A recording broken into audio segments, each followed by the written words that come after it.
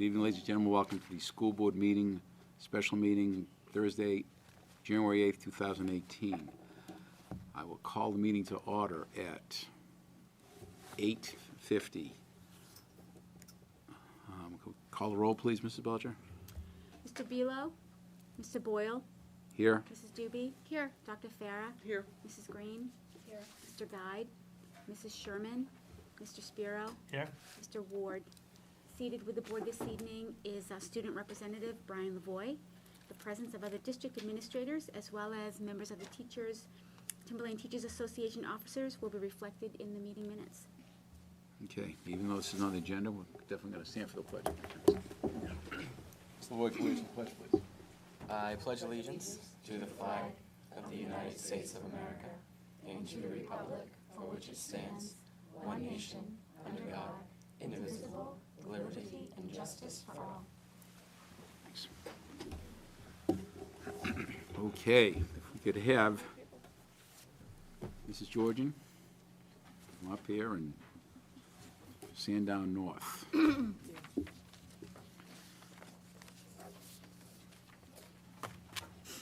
this poor person out of a sick bed here to make this happen. I think I'll make it. It's good.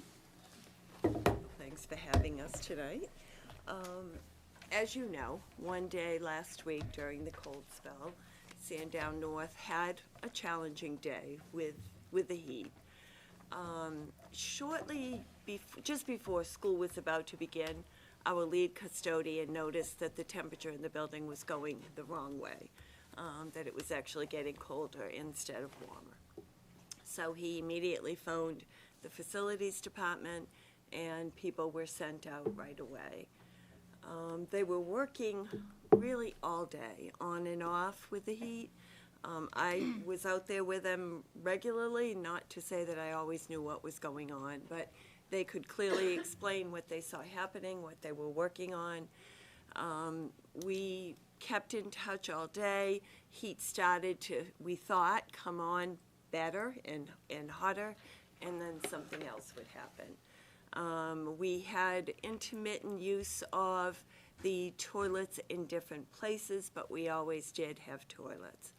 What happened was, several rumors were circulating, some of which were really, frankly, exaggerated, and some of which were truly untrue. It wasn't the warmest, best day in our life. We had coats on. The office was the coldest, but we all had, we were able to wear our coats. Many children did not. They chose not to. They were fine without them. And that evening, Mr. Menses phoned me. He had been out to check the bathrooms, I believe, with Mr. Gary and Mr. Mills. He said, your building's immaculate, everything's fine. Came back in the morning. But, there are lessons to be learned in all of these situations. And one of them was, I've spoken to many parents, one of them was, just keep us informed. Let us know what was going on. We thought we were on the road. I mean, I view myself as being a good communicator. There's no reason not to keep parents informed. Sometimes they say to me, oh, it's you again. But we thought we were on the road to being fine, and it turned out that we weren't.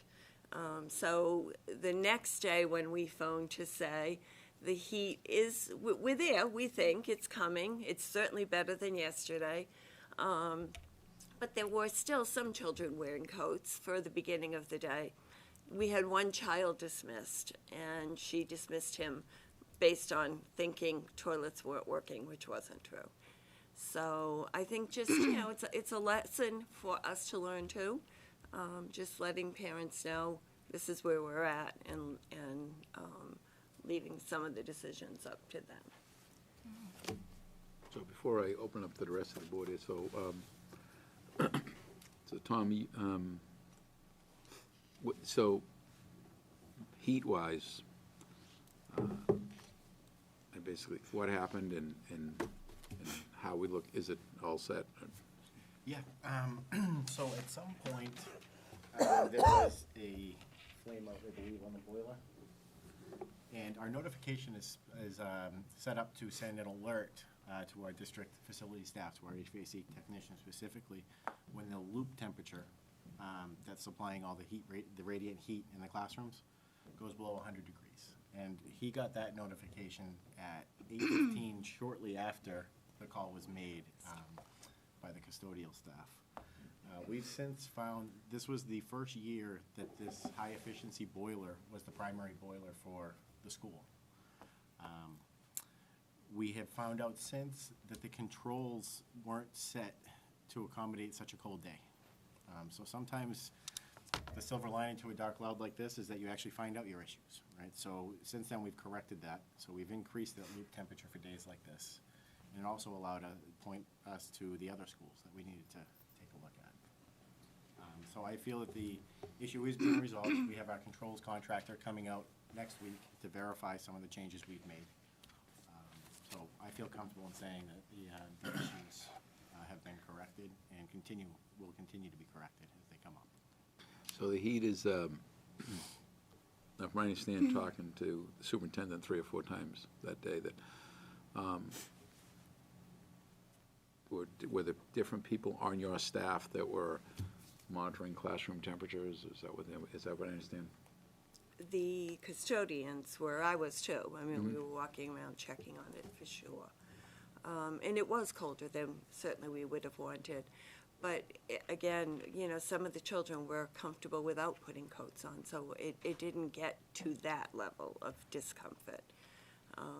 But yeah, we were keeping tabs on it all day, and the facility staff was there all day. And I did take a ride up and, you know, kind of gave the layman's explanation of how the heating system works to Joanne and Nancy. And we also set benchmarks, right? So if we weren't making progress, then we were going to make the decision to dismiss, contact parents and whatnot. But we felt we were meeting all of those benchmarks throughout the day. But unfortunately, we learned a lesson, and we'll communicate those out in the future. But I do feel that it was an incident that we learned from and has been corrected, and we'll continue to look at the other boiler systems in the district. Okay. Questions? So I understood that there was some kind of a frozen pipe with the sprinkler system? It actually turned out to be a relief valve connected to the water supply. And so how did that And that's happen? related to the space. The boiler room was an unheated space. So I don't want to say we had an inefficient boiler before, right? But for the original design of the boiler room, there was radiant heat coming off of the boiler itself, which used to act as a heating source.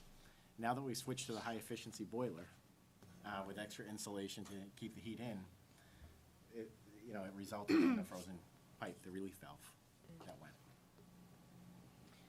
So when that happened, what was the consequence? The consequence was we had to shut the water off to repair the relief valve. And I think that took place over the course of 45 minutes And or it so. was at the end of the day. It was at the end of the day. Actually, Zig had even left, so it was 2:30-ish. Okay, and that was on the first day? Yes. Okay, so you said that you got a flame out reading on the boiler? When, Was that correct, Rodney? Sure. Sure.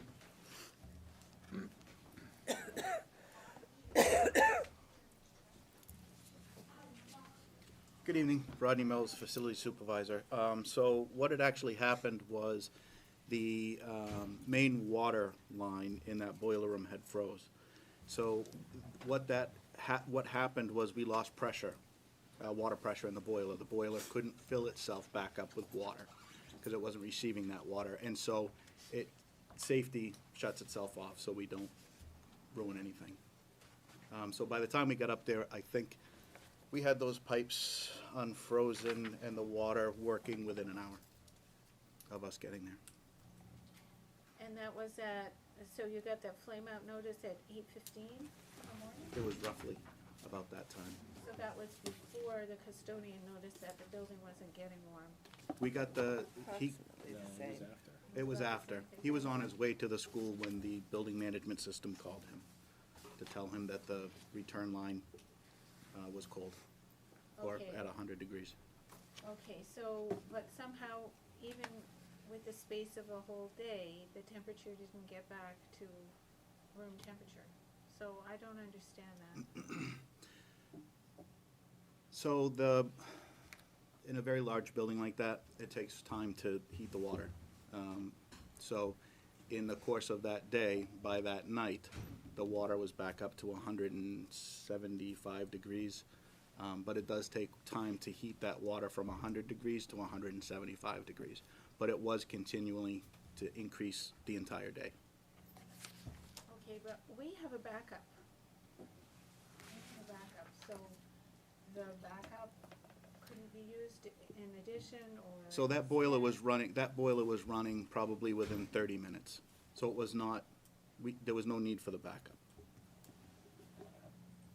I can speak to that a little more, and in looking into the controls, that's why we have to bring our controls contractor out to look at this, because it was never installed and set up to automatically kick on the backup boiler. It's a manual process. Okay, so you find out there's a problem with that boiler, you go, you switch the valves, and you kick on the backup boiler. So it doesn't automatically sequence itself to turn on as a backup. So how do we prevent this from happening again? Because obviously that room isn't heated. So how are we preventing this from happening again? We have looked at installing a Modine heater in the space, right, which is a fan-forced hot air heater.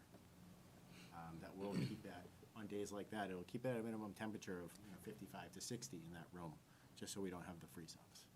But we've also put a protocol into place with our facilities department for building checks in extreme weather like this. So we were doing building checks, I think over the weekend, approximately every 4 hours in all the facilities, just to make sure. Because we can say we will rely on our fancy building management system, but sometimes boots on the ground is the best check. So we've put that into place for extreme weather like this.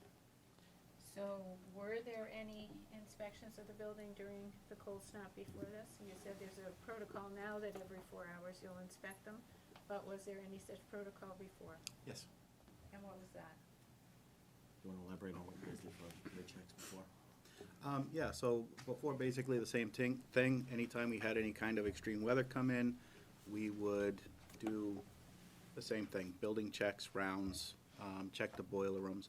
When the custodians come in the morning, they check the boiler rooms, they check temperatures. That's how Zig found it quickly, that the temperature was going the wrong way, and we were able to respond and correct the issue. I do have to point your attention that when the custodian arrived at 6 o'clock a.m., the heat was working, right? So sometime between 6 o'clock and when you get the notification on the building management system, it happened in that 2-hour span.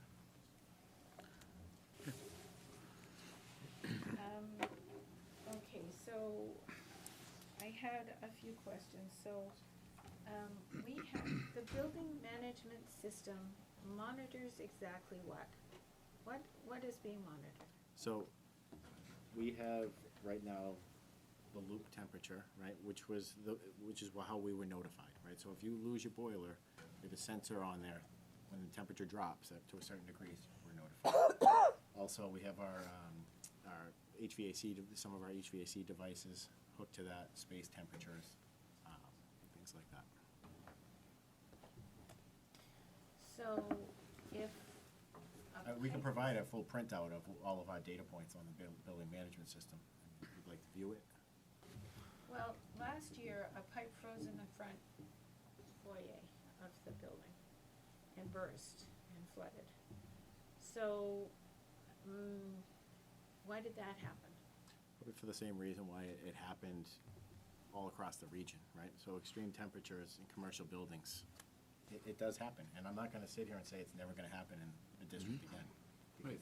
Because it's a reality. Exactly. It does. I know, but where it happens once, it shouldn't happen again, right? Because it should be re-insulated, there should be some, so what was done to correct that problem last year, once it burst? Are you referring to the sprinkler pipe at Pollard? No, it was Sandown North, wasn't it? I was sitting here thinking, uh-oh. that was what Pollard. that I pipe read- I burst? read- It was at the Pollard Elementary. Okay. Okay. Yep. And that, It was Sandown North. that was So- insulation added and the issue was corrected. That building was never cold. It was the location of the sprinkler head in a foyer with inadequate insulation. The sprinkler. Okay, so what happened then? How was it ameliorated subsequently? So we added insulation to shelter that from the cold. It was open to an outside space or a soffit, basically. So there was no insulation between the ceiling on the inside of the foyer and the soffit on the outside of the building.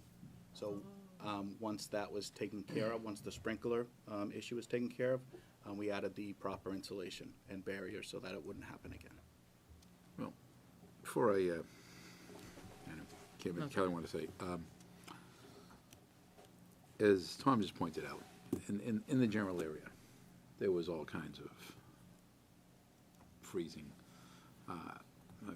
Pentucket school system had to shut down one of their buildings, and they got involved in moving all kinds of classes because of the major issues. So, I mean, I think this, when you start talking several days, you're going to find out real quick what the issue is. You get caught off guard.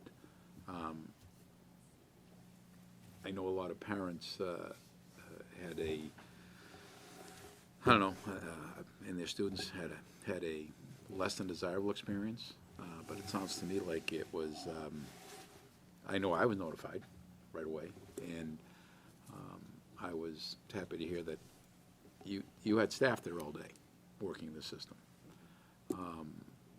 And you've got more of a permanent fix in the works here with the Modine heater, which makes sense, and I think you're gonna have something probably similar at Pollard, you know. And as you mentioned, you go through a week of, which we haven't seen cold like this in quite some time, you're gonna find out real quick what's going on here, so. Hey, I'm sorry for any of the parents and their students that experienced a less than perfect day, if you will, but it sounds to me like overall which is pretty good, that the district stayed open. You, I believe, recovered pretty quickly. That's my take on some of the people I've talked to. So I know that you as the principal, I'm sure, heard a lot different comments than I as a school board chair. So.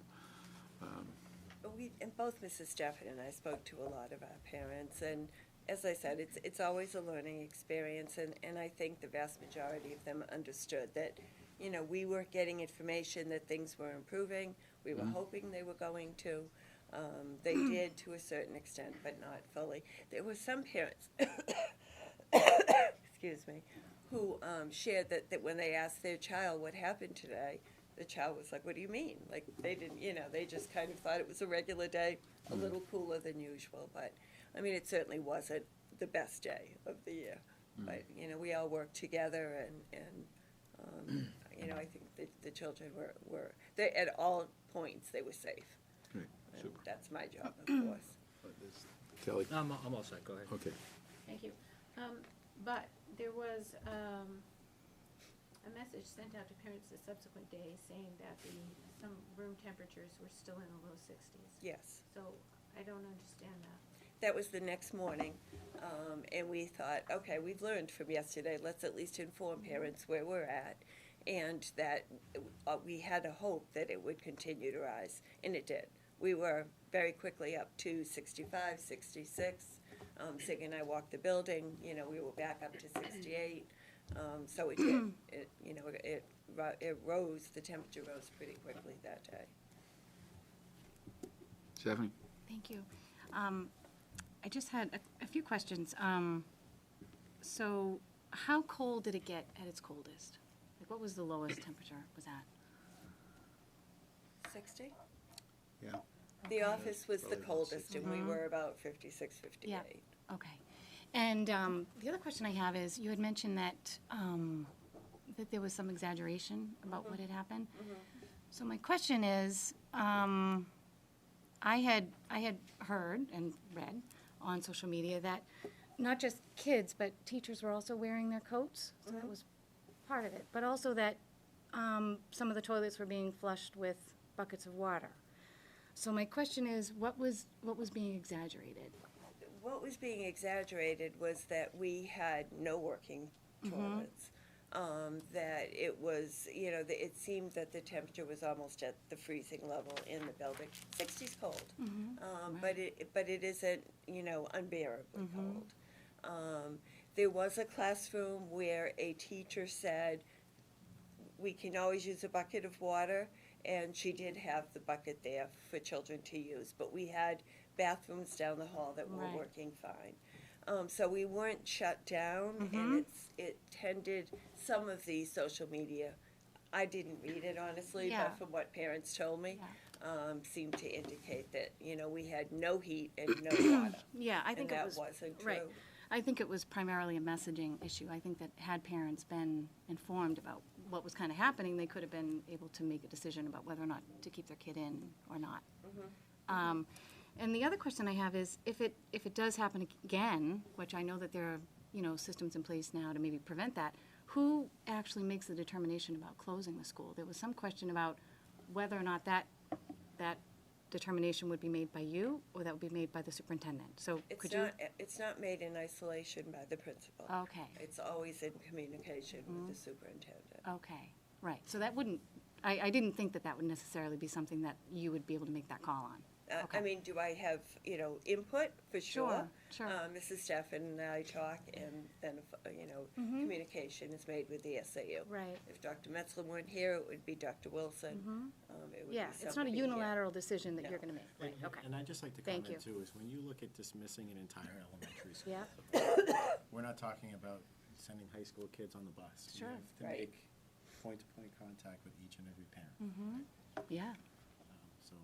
but I get that. And that comes, when we're making those benchmarks to making sure we're making progress and getting the heat temps up, that comes into mind. Right, of course, absolutely. of course. But I think, like you had said, that it's a lesson learned. Definitely. Thank you. Kim? Just a real quick, in terms of building energy monitoring systems and the fact that you probably do not have thermostats in every location that you would desire, such as a boiler room or a foyer, I don't know if you're aware of onset data loggers. I've used them for building energy monitoring on my own campus. Those are very inexpensive.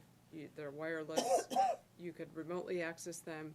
It'd be a lot better than getting up every 4 hours and going to the building to check. So Right. that would be, it's your call, But but the it's reason why something. we have people actually do it, the expense to put a data point in every single location, we wouldn't be able to afford to do that in the district. I think, have you looked at the prices of the onset data loggers and how, because I use them myself and I know the cost, so I think Well, we yeah, could have a discussion How about much? I this. mean, I can just, how much are you thinking per data point? How much am I thinking per data point? Yes, per sensor. I don't know, $10, $15? Okay.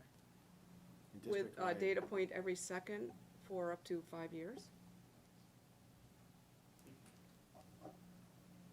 To the nearest plus or minus 0.01 degrees Fahrenheit? We have a lot of square footage throughout the building is what I was getting at. So Well, and I understand and that, really but do you don't need trust them in the all. visual If you, inspection. if you had one in the boiler room, you'd know the temperature of the room itself. I understand about putting it on the loop, makes a lot of sense, but that didn't help you in this case. And then the foyer, if you don't have one. So I'm not talking about putting them in every room. You have thermostats in the room. These things are sensitive enough that you'd know before somebody feels that the temperature is going down, that the temperature is decreased by, you can see it. So, it's just a No, and what I was suggestion. getting at, and I wasn't being snide, is that all of our classrooms aren't tied into our building management systems. Correct. So I just wanted. I'm not I talking about wanted the to let you all know classrooms, that right. We don't have individual control over every single classroom in the district, like some other school districts do. Right, I'm talking about outside of those areas. Okay, I think we've, yeah. Donna? Yeah, I am still a little bit discombobulated about the communication aspect of this.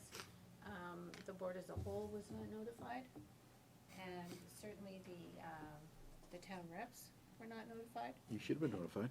By whom? I believe that when I spoke to the superintendent, I asked him to notify you and Kelly. The next Did day. you, The next day. is that the next day? I'm sorry, are you sure it was the next day? No, it was that evening. Yeah, I, Yeah, 8:30 in the evening. Okay. So, Totally not acceptable, I have to say. well, listen, I'm not sure what's not acceptable at, here's the response that came to me. As was mentioned earlier, they believed the heating was running at 6 o'clock in the morning. And because it was such a cold spell, I received a text from the superintendent that all buildings are open, everything's functional. Then half an hour later, we have a problem at Sandown North. Half an hour after that, it's all set. So I'm pretty sure that, and basically, so as far as he's concerned, and I'm hearing something similar here tonight, that you were not heatless. So you made it when it's cold as 60 degrees. So the staff that was on the ground, I'm assuming is talking to the staff in this building, at least hourly. And I was informed mid-morning, or probably even before that, that their staff up there, there's heat on, and and it was later on, probably 4 or 5 o'clock, when I received an update that there was, I guess, how do I put this nicely? That there was concerns raised by parents and their kids, and so when the super reached out to me, I just that night I said, well, make sure you let Kelly and Donna know. To which he said, okay. So that was that. So you must have known within 15 minutes than when I knew that there was an issue, and I immediately talked to him, and I heard what I wanted to hear, that we had staff there working on it, and I mean. So my point is still there, that we were not properly kept up to date on the issue. And I don't see it like that. our parents were upset, our school board members were totally out of the loop. What would we have done if we had known as it was happening? Well, Nothing. Nothing we can. you know what? I actually think we could have maybe had a vote to close the school if it was necessary. I feel that our authority was usurped by a cloud of ignorance over us. And you know what? If I were a parent, I would not have been happy that my child was in that school. I'm Okay. gonna be frank. I wouldn't stay in that school. I wouldn't want my student to stay in that school. These are the same kids that play outside. And parents had a right to make that decision. Well, okay, duly noted here, Donna.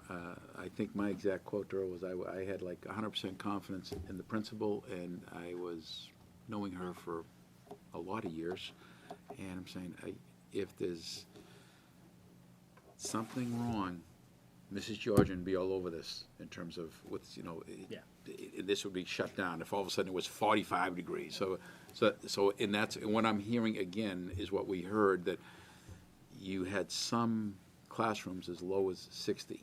I wouldn't, it's clearly not ideal, but I think the school would be way out of line, the school board, to try to suggest for us to grab a meeting all of a sudden, talk to the superintendent to close down a school because of a 8-degree difference. That doesn't make sense to me. I'll be honest with you, I was out in the boiler room, and they can attest to that, and I did say, bye, I need to know That's what I heard. that it is going, or I will be calling Dr. Metzler. Sure. To consider closing the school, and it was. So Well, we're like, that's- oh, okay, good. And again, there are little things I got to tell you the truth, Donna, and I do respect the super, because there's a lot of things that he will share with me during the day, which is nice of him to do, but it's kind of like I don't really have to know that. He's doing his job, and so he'll sit back and say, "This is what's going on," and he'll give me an FYI. Okay, Mr. Boyle, you are not the board. We are the board. And if We it's are- not a board thing, there's nothing. And he has no business sharing it with you. Okay. You are not the board. If you receive information, the rest of the board needs to get it. And And it if- sounds and to if- me like you did not get timely information, nor did the rest of the If- board. if And I've- there's a problem there. If I felt that I was getting information that required board input, you're damn right I'd be calling the board. I'm not seeing, I'm not getting information that requires board input. I'm getting an FYI, that's all. I'm not seeing it like you're seeing it, I'm sorry. So, I see no reason for the superintendent to be communicating with you whatsoever. What he communicates to you should be communicated to the entire board. Okay. And it seems to me that you were not given timely information about the situation, and we certainly weren't. And I want to see that situation corrected going forward. I'm not seeing it. I'm sorry, I am not seeing it like you're seeing it. I'm just not seeing it. If I'm hearing from the people in the front of the room that these are the people who are in the building, educating the kids, running the school, they've got this under control. I'm not hearing that this was not under control. I'm not hearing anything like this. I'm sorry, I'm not hearing it. My comment is one of communication. Okay. Kelly?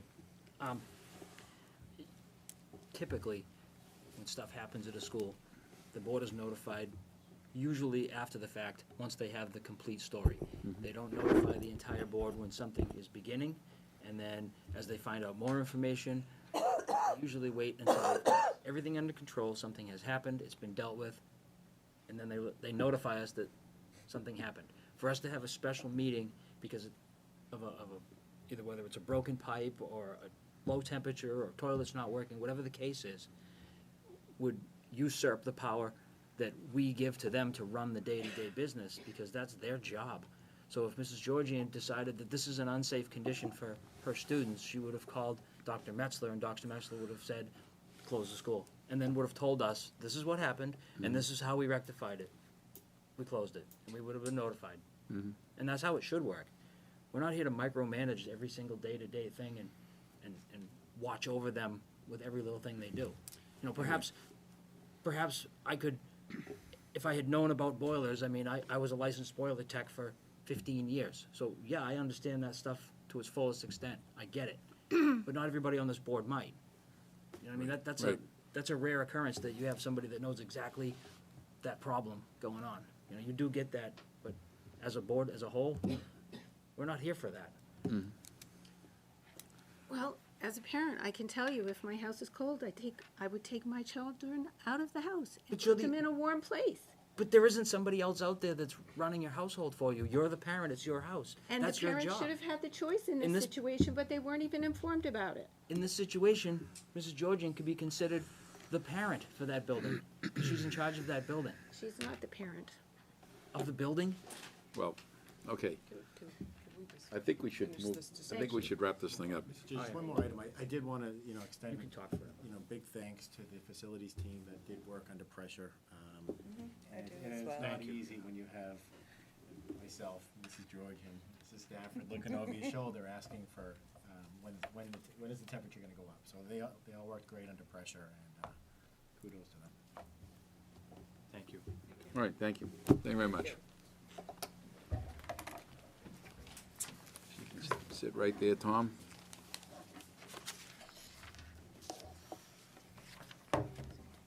Switch hats. Switch hats. There you go. Give us a transportation update. We'll see what's going on here.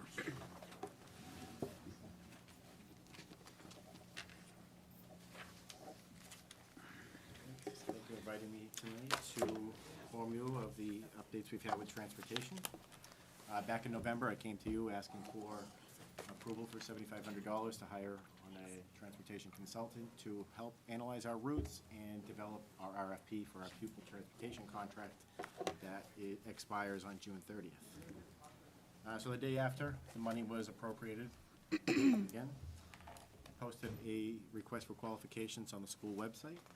I also emailed it to vendors that specialize in pupil transportation consulting, as recommended by the New Hampshire School Transportation Association. After reviewing the qualifications of those who submitted, I found the best value to the district to be School Transportation Consultants of New England. I felt that their hourly rate was low, and they also offered in-house services. So he actually has been coming to the office for 4 hours a day, 4 days a week, to not only work on the issues we tasked him with, but to also observe and make recommendations for the general operation, the transportation department. So Mr. Anderson of School Transportation Consultants of New England began working in the office on December 5th. We set the target of posting our RFP for the pupil transportation contract for December 18th, and that was met. It was posted on the website. It was also emailed directly to vendors in the business that have done business in New Hampshire and also Massachusetts.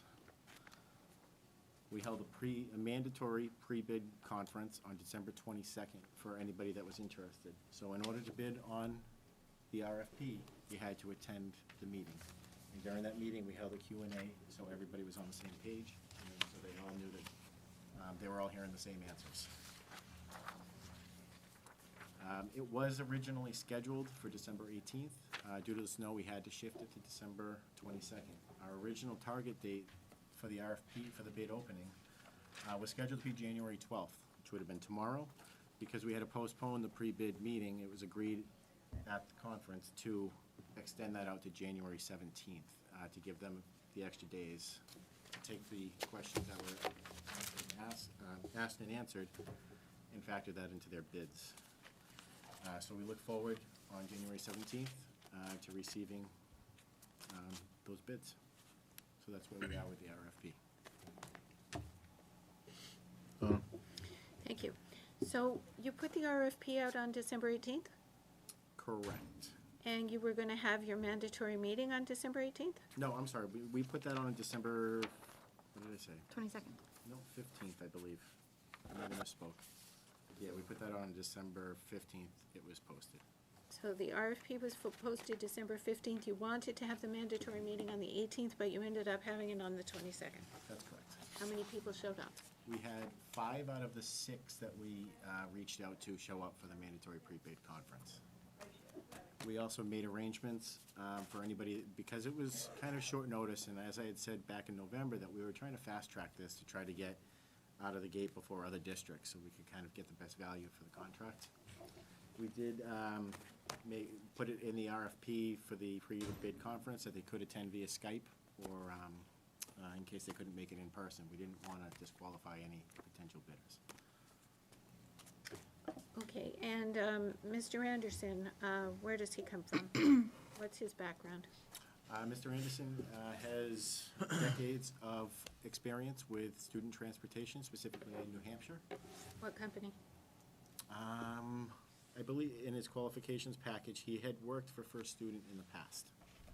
He came highly recommended from Student School Transportation Consultant, the New Hampshire School Transportation Association.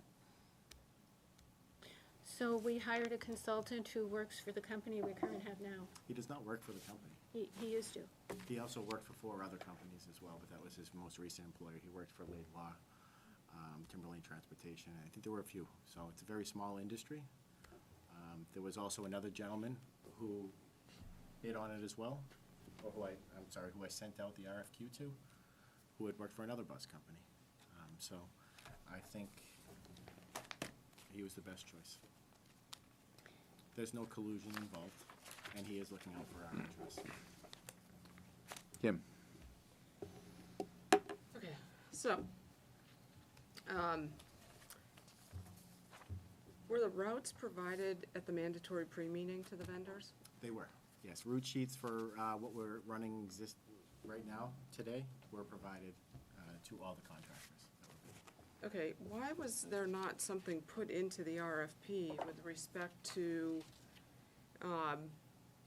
the carriers looking how they might realize additional efficiencies in determining their transport service, to include possible proposals for alternatives, voluntary alternatives to our current routing system? Why wasn't that put in the RFP?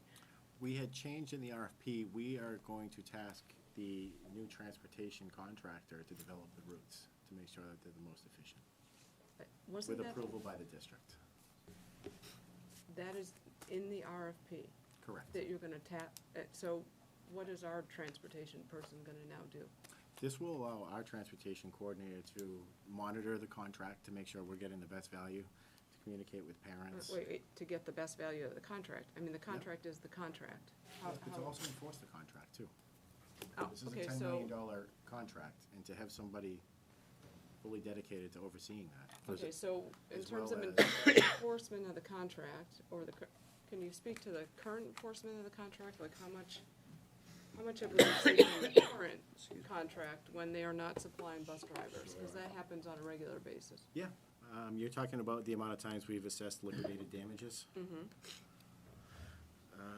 Yeah, just give me 1 second, if you don't mind.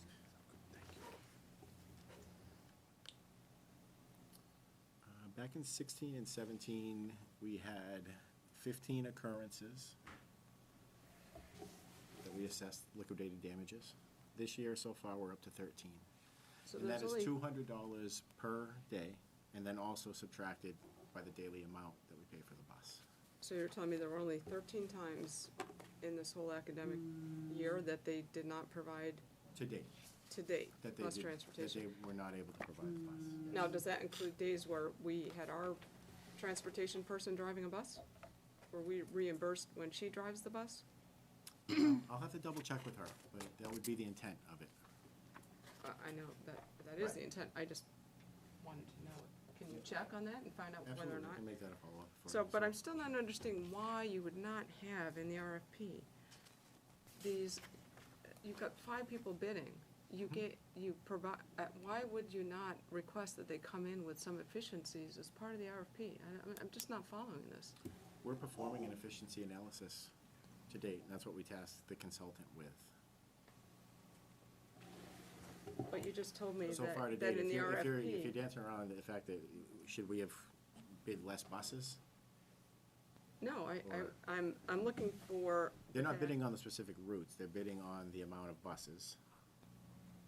And yet, we're still at 29 buses, Yep. and I am a broken record here, with 1,200 less students in the district, and you have buses running with an average of under 30 students.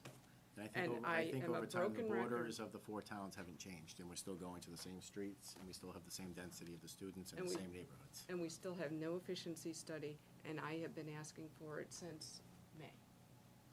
Okay, fair enough. Where are the weekly reports that the consultant's been submitting? Can we get access to those? That's part of the RFQ? Do you have those weekly reports, written reports? I do. He issues a weekly report at the end of every week. When is his efficiency study gonna be done? We are still working through some items, okay? I didn't want to rush this part. It was more important to me to get the RFP out first, to gain that value and getting out before the districts. Okay, but the superintendent just clearly stated that the district still needs to run on 29 buses. That's the way we're which- looking right now in preliminary conversations, and I With the- meet with him on a daily basis, with the consultant. So, and how about looking at the combining of the middle and high school bus routes? Sure, so we have looked at that. So far, and when you say efficiency, I look at efficiency as getting students off of the bus quicker, right? So a shorter bus ride, getting home sooner, getting to home, getting to school quicker, getting home faster. So far, and it's preliminary, and this hasn't been vetted through, we have other things to work on. We would look at a 15-minute time savings by combining them. So if we combine middle school and high school, we would get the elementary and the high school home about 15 minutes quicker than today. It's not only efficiency in time, but it's savings in money. Okay. I look at it through the lens of efficiency is getting the students home at a quicker rate. Less So you're- time on the bus. You're saying that preliminarily, that we would save 15 minutes if we combine middle and high school bus routes? Yep. Obviously, we would save in the number of buses also, correct? Well, I did. Once he gave me that answer, I said, well, what if we ran one bus lighter, right? And he said that would be a 10 to 15-minute increase, which would put us back to a break even. But we're still running that analysis now, and there's other things that are involved in this. There's also changing bell times, changing the site, the traffic flow. There's a lot of items that go into this other than just the route analysis that we have to vet through the superintendent's leadership team. So you could always shrink the amount. I don't think we can make decisions based solely on the route analysis. I think Right. there's other factors involved. In the We're talking RFP, bell times. I understand that there's other considerations. In the RFP, were these companies that came to the pre-meeting instructed that they could perform their own efficiency study per se and reroute? Are you holding them to the current routing system? We're not holding them to the current routing system. We're actually having them own the routing system. Okay, so that is a savings in itself to the district, but we don't have to pay for the licensing fee. Okay, so they'll own the software, they're gonna provide the routes. We would be the approvers of the route. So if we noticed that there was a dangerous condition on a stop, we wouldn't approve that. So we're tasking the bus contractor with that. So then we have a duplication of effort here. You're telling me that the bus contract companies that are looking to do this are essentially running their own efficiency study, and now we're running our own efficiency study. Why are we doing that? I don't see the problem in having the bus company perform their own routes. They're not I necessarily don't see a going- problem either. They're not necessarily going through an efficiency study. They're tasked with getting the kids They're- from point A to point B. We think they're best equipped to do so. I think they're gonna do it in the most efficient manner so that they maximize their profit. So I don't see any point in having our consultant do an efficiency study right now when these other 5 companies that may potentially put an RFP in are probably doing their own optimization of the routes. Does that make sense? Yes, but we did put it clearly in the in the discussions and in the RFP, how many buses we were looking to run. And with that amount of buses, it's up to them to develop the routes. And why did we put the number of buses? Why didn't we just put, this is, I think companies need to know what they're bidding on. If you're going to, let's say, bid on putting new carpet in the room, I think the contractor's gonna look at it. no, I looked at other RFPs for other districts, and some of those I provided to you. They did not state the number of buses Okay. that were in those RFPs. Sure. And then back to the RFP. Did you review the RFP? Because I found typos in it. I found font errors. I found margin errors. And I found this, sometimes the district was discussed, sometimes the SAU was discussed. Yep. There were wrong words in it. I did review it. Well- And I think at the pre-bid conference, not one contractor mentioned the font size or the margins. I wouldn't either That if I didn't were a come up. contractor, Yeah. frankly, because I wouldn't be too happy if I were the one sitting there, so. Okay. I'm just relaying to you that whoever put this RFP together really needs to do a little bit more work on editing the RFP. Okay, and the difference between, you say that there's district mention and there's SAU mention. Yes, And that's because Hampstead is also going out to bid, and they're part of the SAU. So we had, the companies have the ability to give us a price on just the Timberlane service, just the Hampstead service, or SAU together, okay? So perhaps maybe a company only wants to bid on the smaller district, which is Hampstead, but maybe we could gain some savings by combining them for the same price. Or we could have the ability to go with our own contractor separate from Hampstead. I understand that, but Hampstead has their own RFP. Yeah. The district had its own RFP, and it looks like, and I read all the RFPs, that within our RFP, there was mention of the SAU, which there should not have been, because this was the Timberlane Regional School District's RFP as stated on the cover page.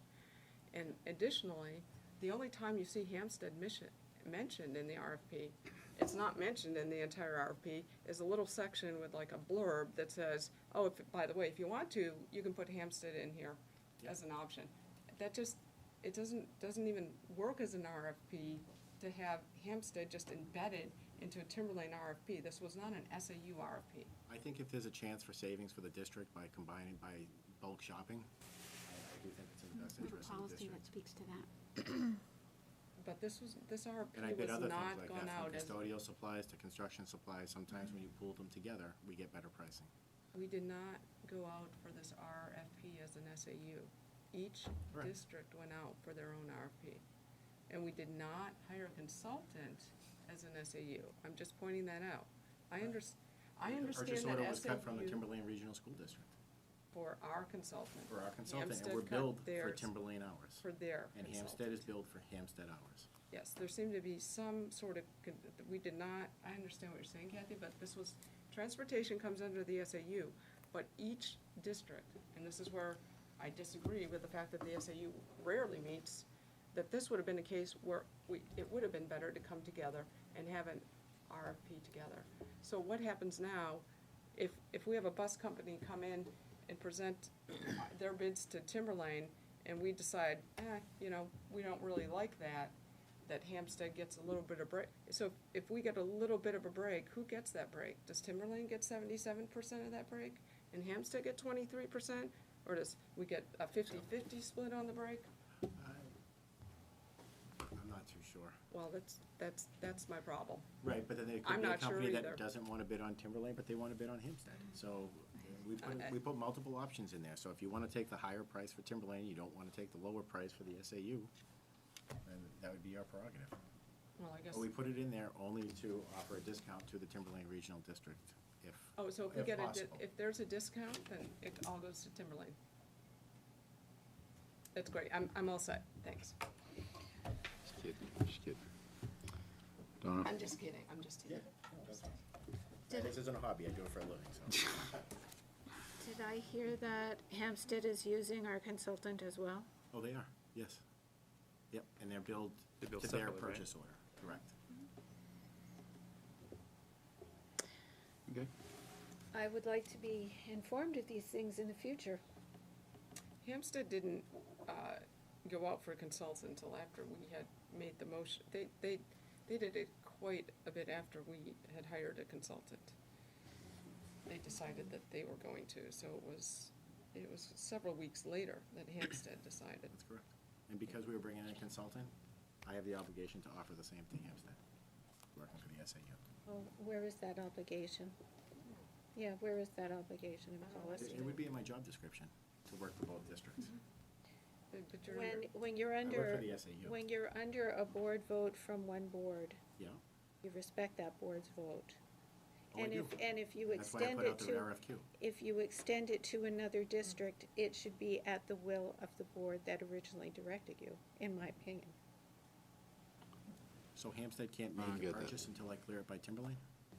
You can't commingle the RFPs or the consultants without Timberlane's They prior were put out approval. as two separate RFPs. Hampstead has an RFP for pupil transportation services. Timberlane has an RFP for pupil transportation services. Yes, but within But on both RFP, lines, there's an opportunity, if the contractor wants to bid on both districts, and there is a savings, then you can bid on both. Maybe a contractor only wants to bid on Hampstead's 8 buses instead of Timberlane's 29. I don't think I saw in the Hampstead RFP the same options that were in the Timberlane RFP. Hampstead, within the Hampstead RFP, there's an option for them to vote to bid on our buses too? I believe so, and I'm not sure, I'll have to check. I didn't see it, but maybe I missed it. The point of the matter is that I'm a Timberlane board member and I am unhappy with this turn of events. Why? Because we instructed the SAU staff to do something on our behalf, and they commingled it with the business of another district without our knowledge or permission. That's stepping over a boundary, in my opinion. I would think it'd be stepping over a boundary if we were doing something, if we were paying, if Timberlane was paying for something and the SEU wasn't. So what I'm hearing is Hampstead is paying their share of bus RFP. That's what I'm hearing. Am I not hearing this right? The consulting services, I negotiated a price with the vendor for Hampstead, and I negotiated a price for Timberlane. 2 separate boards, 2 separate purchase orders, 2 separate budgets. And as Dr. Farah pointed out, who gets the discount? Well, This is a very uncomfortable relationship. I don't like it Well, at all. I would have preferred to have done this again as an SAU board because it would have probably made it a little bit cleaner. I imagine the savings would be split So between Tom, the two with all equally. so we're at 29 buses now, I imagine. and that's the, With savings to what, the that's SAU. the that's what everyone feels Should not be comfortable s- with. split After all, Hold on. Why? That's no, what- per bus. I would think that's that's what what you everyone mean. feels It's comfortable not with an now. equal relationship. That's- No, I said respectively, like in between, like, Yes. So after you go through all the, 50-50. no. No, like Relations. 22%, Going on that. right, you could drop that right. back, or you could try That's to fair. That's determine, try to correct. keep it the same. I can only So imagine there's the a lot SAU more would to do be- that. I'll make the They question split to everything him else so like that. everybody's, because I'd like to answer it. Sorry, Mr. Spiro, I missed that. Thank you. I was just pointing out that there's a lot more work to be done, but they're comfortable now with the 29 buses. After all the efficiency studies are done and all the work's done, then you could come back and say, well, we only need 26, so we're gonna stay with 29. You'll justify. Our contract is going to be built for that. Yeah. Our RFP is built for that. So if we subtract a bus, we don't pay for the bus. Yeah. So we're getting the economies of scale by bidding more buses. Yeah. And if we subtract one, then So, but we're still in the early stages too, though. we haven't even opened the bids. Exactly, so. Okay. One more question in terms of the bids. So what's your criteria for the evaluation of the bids gonna be? What criteria are you using? We haven't developed the criteria for the opening yet. We're gonna open them, we're going to record them, and then we're going, I'm not sure if there's a schedule included in your packet or not. I know I did get it to Mrs. Belcher late. have it. So we would be looking at analyzing for about 3 weeks or so. Working with legal to make sure it was correct, and present to the board on the 15th. This is a suggestion. You should develop the criteria for evaluating a bid before you open the bids, so as not to be swayed by what you're looking at. It's not gonna be open until next Wednesday. We So do have are you time going do to that. develop the criteria before you open the bids? It is in the, the agreement we have with the consultant. So he's going to assist us with, developing a matrix to analyze the bids, make a recommendation. Is the criteria matrix going to be developed before the bids are open? I would push for that, yes. So that's a yes. Because you would not want to open the bids and then develop your matrix. And if you need some assistance, you may want to go to Dover's RFP, because they laid their criteria out in their RFP. I don't understand the schedule, because it says the consultant begins work on April 12th, 2017. Those are, I use, for my project manager, they're reversed, so the day is gonna come before the month. Oh. Makes sense. Oh, okay. Oh, thank you. We good? So you're looking to present these bids on the 15th of February to the board. That's the target, yes. Are we going to get the, You're going to get a recommendation from the superintendent's leadership team. are we gonna get this in advance of the meeting? I would like to see it at least a week in advance. These are gonna be quite lengthy based on the criteria that you've gotta use to make these evaluations. I'm sure there's gonna be some sort of numerical ranking system. Are we gonna be able to have, the board gonna have these a week in advance? If not, I wanna push it out, because I frankly, I get a little tired of coming to a board meeting and having to review everything like 2 hours before the meeting, and sometimes I don't have a chance because of my work schedule. So I'm not gonna be amenable to reviewing the bids unless we get them a week in advance to take a look at. We should be able to do that, right? We'll try our best. All right, we good? Thanks, sir. Thank Right, you. Well, yeah, why don't you stay right there? Might have to put another hat on. Because Food service?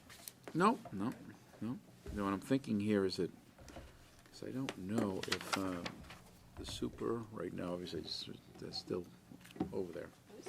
They still must be there, so, Now it's the meeting now. okay, so I'd rather have Jeff and the superintendent here for item 4.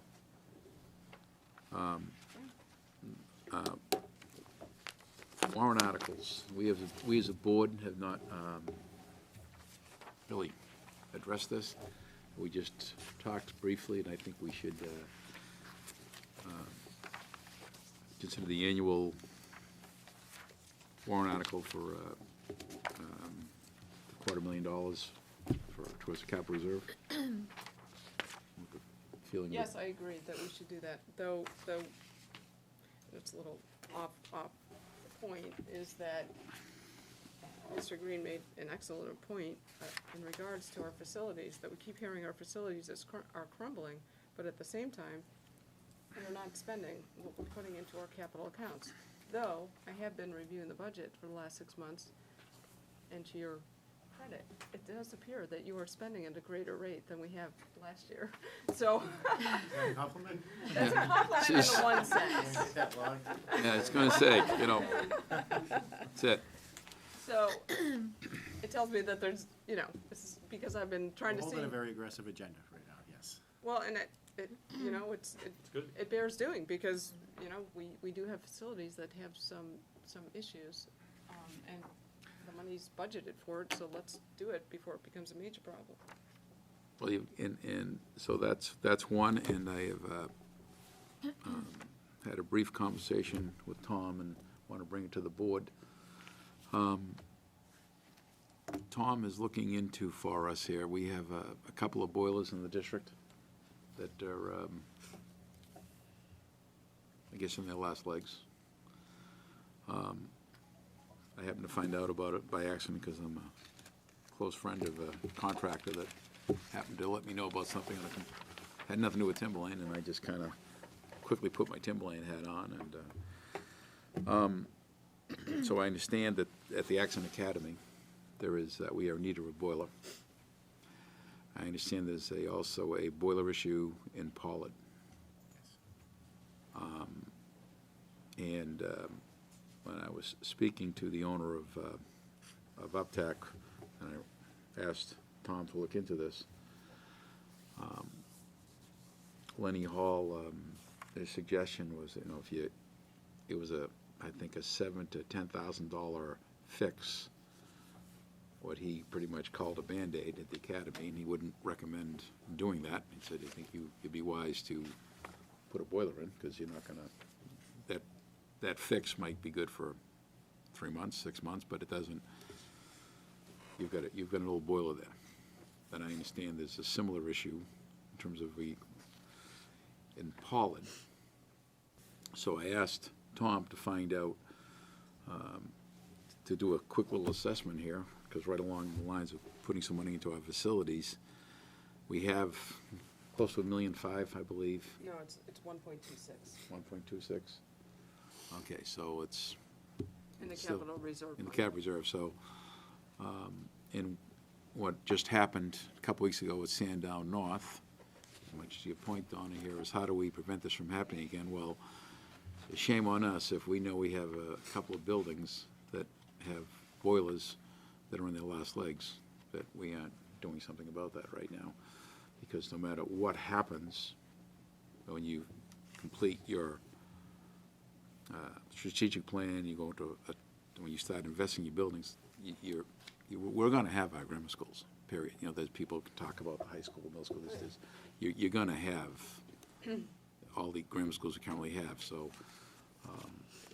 I think, and I asked Tom, we don't have to make that decision tonight, but we are meeting again next week. But I think if this board should strongly consider if we need some major repairs, that we write a warrant article to take withdrawal out of the capital reserve to go into that. Mrs. Green. Thank you. We've been doing the CIP for a couple of years now.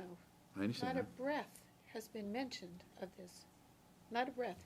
And I might add, ironically, that the problem at Sandown North was a result of installing a new boiler. Ironically. That could be. Okay? So, I'm not rewarding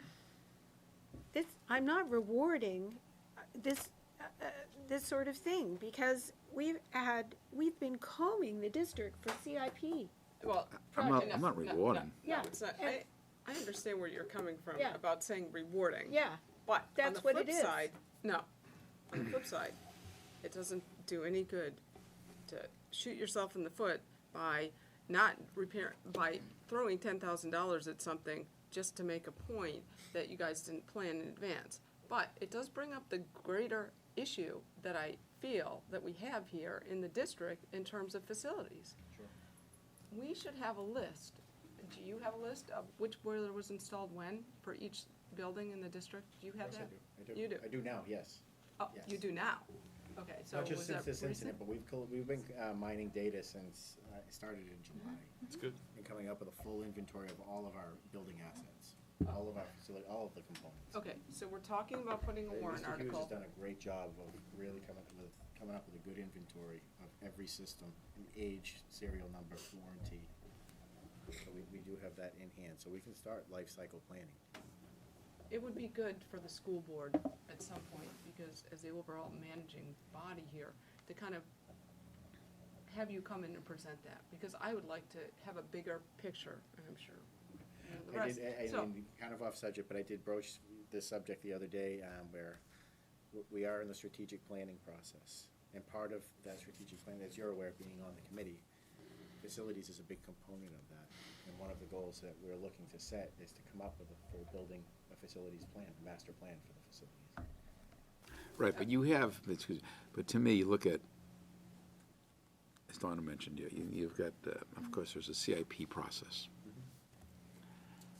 Within the CIP process, there's a list of all these capital projects. Heat for building will quickly trump 3/4 of those. So when That's I'm, right. so And when it's- I'm looking at some of these things that, if, because of this weather we just experienced, and then something comes across, information comes across, which is why I immediately let you guys know, because I was, from a school board standpoint, I went, okay, go do some homework so we can talk to the board about it. Shame on us if we don't deal with this right now. So that's it. So it's got nothing to do with rewarding or, but because as Mr. Sapia pointed out there about an hour ago, it's, in the long run, I still see Timberlane spending a lot of money, much needed money in our buildings. That won't be next year. There's no warrant articles being proposed to, whether it's 3 million or 30 million. That being said, we have over $100 million of buildings that we have to maintain while we're looking forward to do our major, whatever it's going to be. Whatever that group comes out and the voters say, we agree with you. But we still have to survive over the next 24 to 36 months. And I don't think anything that we're talking about tonight impairs what the future is for the district. We're talking about basic necessities such as a boiler. no. Yeah, so- well, as I said to you, my concern was you have a problem at Pollitt. And I asked you, and then I said, "Do you come back, because we have a meeting in 2 days." Well, if you need a new boiler, is there money in the budget this year even to do it? I mean, that's we, Well, at this we're not gonna point- close the Pollitt school. There will be, if you need a boiler, it's gonna get a boiler. So, now what? So what is our dollars, where are we in terms, that's in your, that's what, on hat number 3 you're wearing tonight, so. Right. I wish that I was able to give you a firm figure tonight. Mhm. There is a lot of homework that has to be done with this. It's not just something we can price out by calling the contractor and saying, give me a back of the envelope, because Atkinson, for example, boiler's 20-plus years old. It's a big footprint. I'm sorry, it's a very small footprint in the boiler room. So we need some advice on, how to size the boiler, if it's 2 boilers, because we're looking for redundancy. If we have to change pumps and things like that. So I should be able to get that info by the next meeting. And Pollitt has 2 boilers? Pollard does have the redundancy, so Yep. they have a boiler that went out over the cold snap, a cracked block inside the boiler, if I'm not mistaken, and, but there is a boiler that is running and able to keep the temperature of the building. Okay. So if we're gonna be looking, if we hope to get a warrant article on, because I'm looking at the schedule, BudCom has to provide warrant article recommendations by the 25th. We are gonna have to have a warrant article drafted and approved at our next school board meeting. Correct. In order to move this forward. Correct. It's a little bit of the last minute. But the warrant will say not to exceed a certain number. It's not gonna give a dollar For sure. value, I obviously, can get a but. good budget figure by the next. But, when we're speaking about boilers, so are we just looking at 2 boilers? How old is Danville's boiler? I'm sorry, I don't have my inventory in front of me. I can look at it. I mean, are we we only looking at 2 boilers, or we're looking at 3 boilers? I'm just, I would like to make a district assessment and come back Yeah. to you with what we need for yeah, all 4 if we're gonna towns. do it, let's do it, Perfect. and save some money if we do 3 Because it's at a not just a time. physical boiler, we're gonna look at controls work, maybe some data loggers. Well, that brings me to my Well- next question, which is zoning, because you may wanna rezone those buildings when you put in new boilers. No, for sure, that's why it's That's a lot more work. tough to just toss Yeah, out I a think so. number. I It's have a- some numbers in mind. but I'd Tremendous like to amount of work. spend a little I more time. understand it's a lot of work, but when you're talking about a long-term, over 20 years, if you've got one side of the building that's always 10 degrees warmer than the other, it doesn't make sense to have are these buildings zoned, or are we all on one zone on these buildings? Varies from building to building. And some have individual control in the classroom, some are on zones. It all depends on how the loops are run and whether or not the zones are pulled off of main lines, or if they're individual lines run out to separate rooms. We have some that are working off of just Totally. tube radiant heating, we have some that are Yeah. working off rooftop units, so It all there is some depends. homework to be done, and I can get a number for you. next week. I don't know, It's a big task. it's a big task I that do wanna let I'm you worried know. about going into this with such a short time, with only a week to pull this together. I mean, I'm for it in the one sense, but on the, I don't No, like to do I this can get you valuable info hastily. to take care of the critical issues, right, Yeah. so. That's what it is. We're That's talking perfect. about Yep. Atkinson, which I do have to caution that we do have to bring the contractor in to take care of the $7,000 issue, because I met with Uptack Plumbing today, and with no redundancy at the building, no backup boiler, there is an active leak that we do have to take care of to get us through the season. And they're all confident it will get us through. Okay. Mrs. Green? So how did the block get cracked? How did that happen? I'm not sure. Over repeated heating and cooling, I you think it get was on high stresses fire at for the so long. material level that will eventually cause things to split apart. That's just a materials problem. Speaking as my materials engineer. Sometimes- Yeah, I mean, during Sometimes that cold snap, the flame is on high fire, right, so it's just running a flame over. It's constantly stressing those Fire materials with and it's contracting, and then it's like anything, it just has a lifetime.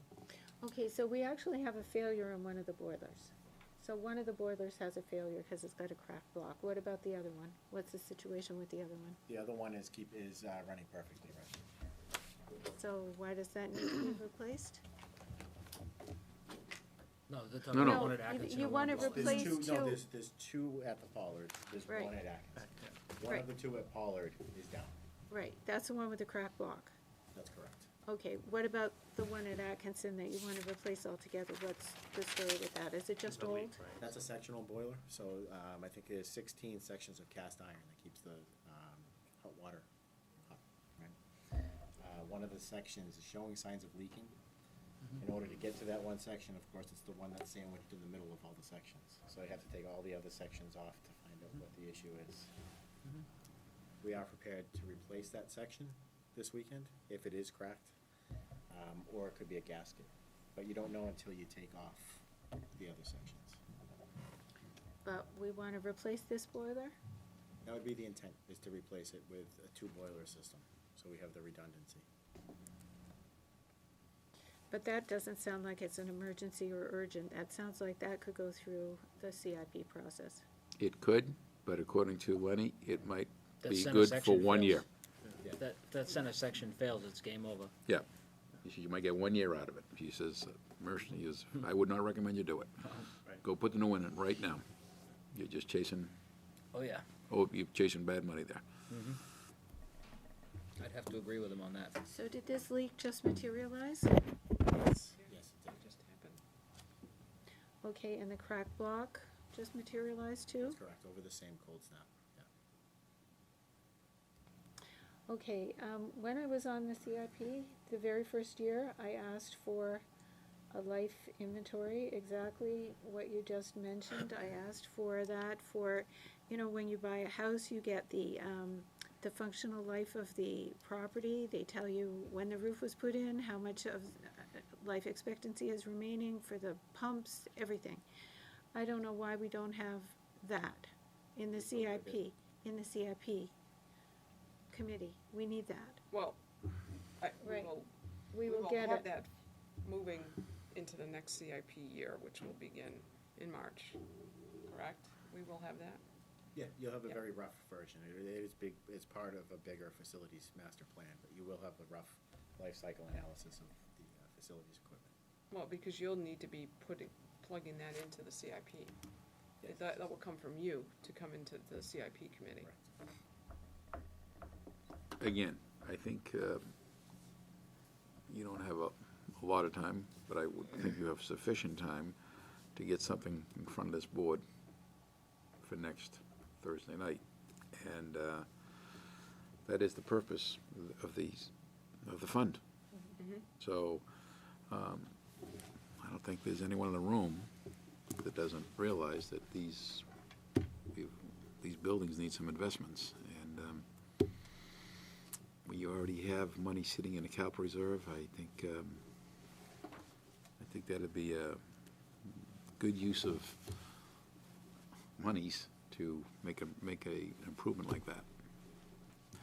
And it just, so like I said, and I don't know what else, because not that I'm looking for, but that's your bailiwick. So there's all kinds of projects on that CIP that people would absolutely love to say, hey, I got one for you. Well, that's not where I'm going with that. I just think we got to make sure that we keep this place running. And shame on us if we start spending way too much money on repairs when we should be doing replacement. Right? Sure. You're on the warrant article, so here's the update from the Budget Committee. So they did not vote, they did not put their recommendations on the warrant, because the warrant they didn't believe was completed yet, and they wanted to give you the chance to complete it. And then they asked what potentially could be other articles that you would put on the warrant. And we didn't go into detail. I said, well, like, for instance, we have the one that you already did, the $250,000 for the capital reserve you voted on. Then I mentioned what you're just talking about. They said they may be interested in drawing on the capital reserve. That may be an article that you put on the warrant, right? We think- That's what we're That's what we're talking about right now. I know that's what you're talking about. So that's why they didn't want to vote until you finish. So this was since why you're doing this. So I said they may finish it tonight, they may not, right? You may be done with you may have this all done for Kathy, or you may not tonight. So if you did tonight, they would wanted to meet an hour before your next meeting, so we could live stream, so the Budget Committee would go 6:30 or 7:30. That's not an option now, you're not gonna be done. The other option was they'd like to come on the 18th. If you would make this item, once you finish your first item, you go into recess, let them convene, put all their votes on the warrant, Sure. and then you come back and reconvene, if you were willing to do that. I said, if you stay up late, you'll know tonight when you're meeting. If not, you'll find out as early as tomorrow morning. So is that something you think you can do? It's a good idea, but I don't like to talk about staying up late. So you're okay with that, making it the first item and letting them? Yeah, that's fine. And maybe start at 7? You can start a little earlier? Sure. If that's all right with you? Yeah, We want us to. yeah, that's great. Yeah. It's just the logistics of, the board's gonna have to give some direction about it, because we should have legal draft it to make sure that we're using the appropriate language to withdraw from capital reserve, and you can just plug in the number when you decide what number that's gonna be. And it's for the purposes of whatever the purposes is gonna be.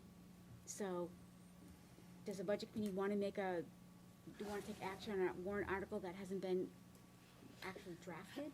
Are you gonna try to draft it yourself, What- or? Try to have it drafted. and- Why wouldn't we, I can't believe in the last 10 years I know, that's- that the Timberlane School District is not taking money out of capital reserve. We have, but even so, all of the articles still get, because Sure. laws change. Because there okay. could be a change to the statute that we're not aware about, or that we're not aware of. And so every one of our articles, our warrants, before the ballot, when it's finalized, it goes to council. Well, I mean, I could draft it right now. I mean, to say, to remove XXX dollars from the Timberlane Regional School District Capital Reserve Fund for the replacement of heating units within district elementary schools. That could be the draft of the warrant.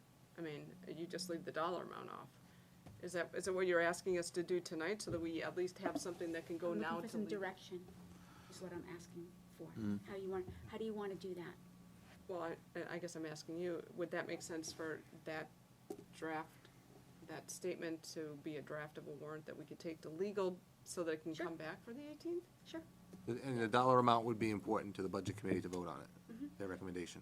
Well, yeah, but we just need the, Yeah, your language will be fine, but that's why that was their apprehension to vote on. Right. an article that doesn't have, I just want the language vetted before the 18th, that's right. It's time, you're That's coming back, correct. right? so is that realistic to expect, like, to have the whole warrant, and you'll be done, and you'll know the dollar amount by the next meeting, and then that Why first not? item, then they'd be fine to make their recommendations that night, and then you could make your recommendations that night Correct, as well? yeah, yeah. Okay. And we could go up to, and if you take too much money, let's say an extra 25,000, because it's a capital account, where does that money go? Does it go back into the capital reserve? Where does that money go? No, that money right now is sitting with the trustee of trust funds in Danville. Nobody is saying if there's a surplus. Right, so let's say, It's a lot more than you need. Yes. Where does it go? That's a Would- good It'd be- question. I thought it was It'd an be up surplus, but it would be in capital, right? right, so you don't, so it doesn't, you don't withdraw it, you would, the warrant article would be worded to take up to an amount, Yeah, up Yeah. to, and then if, not and then not we'll, to exceed. So whatever you took, then that's exactly what you would spend. Right, Okay. right. Yeah. Are you on board with that, with the up to number? Yeah. Yes, yeah, so the trustee of trust funds would just write a check out for the amount that it's actually costing. They're not gonna write a check out for the up to amount. Yeah, no, I get that. Okay. Yeah, yes. So it's an exact expense, so there's no, Yes, there's nothing there's- left over, is what I guess is the Right, point I'm there's trying to nothing get, left right, over. perfect. from what you withdrew. But I'd like the language to be more specific and state what schools and Oh. what. No, I don't think, equipment. I don't think it's a good No, idea. because they're gonna come back with a district-wide overview, and it might be something that we need to do in Yep. Sandown. To Right. update those two boilers so they work together, and if that's Right. part of it, I don't wanna Right. leave that out. just Correct. Because it was done tonight. I agree. Well, I happen to know that there are 2 new boilers in Sandown Central, and there's 1 new boiler in Sandown North. So, and there's a redundancy in Sandown North, so I don't think Sandown's gonna be needing anything. But they don't- There is a redundancy, just to clarify, the boiler is over 20 years old, the backup boiler at Sandown North. So there's redundancy, but that's, approaching. But Sandown North isn't 20 years old yet. Well, either way, I think it's wiser to word it so it's district-wide versus building-specific. I think. I mean, no? I agree. I mean, you're gonna have an existing conditions, an idea of what you need to have done. You're gonna know where those items, Yeah. we know where a couple are already. Yeah, and by the way, this is, it's really on, it's not on this board, this is really on you, if you will, because we need that from you, so we can plug this in, so it's not like this is gonna be any 6-week study, this is gonna be more like a 5 or 6 day study. So I'm pretty confident you can have that. Okay, if there's anyone else, warrant articles, so we have cap reserve and that, anyone else thinking anything? Okay, we good? All right, thank you. Now you can, Are we finished? I just wanted to say that we can't put intents on our warrant articles. That's actually not legal. Put in what? No, intents, Oh, no intent statements, yeah, we know that. yeah. Well, I hope so, because they're here. Are they? Are they just there for leftover? what do you, No, they're there for the purposes of the deliberative session. They will not appear on the ballot. They can be on there. Very explained at the last, it says it right here. Intent statements may be presented at deliberative but not placed on the ballot. It's written on it. Good. They were on the ballot last year, though, right? Yes, they were. okay. Not correctly. Okay. Now, what do we have? The superintendent's joined us here. We have a warrant, we have a agenda item for a mid-year review of budget expenditures. So are you comfortable with going over that, or without? He's a business administrator. Okay, all right. So I'm Okay, seeing that's, where he is, but I know he is not done okay. We with them. That's fine, so we can, okay, So we can go to policy. we can go to policies, okay, just, that's what I figured I'd ask you there, it's, so what's going on over at the, meeting right now?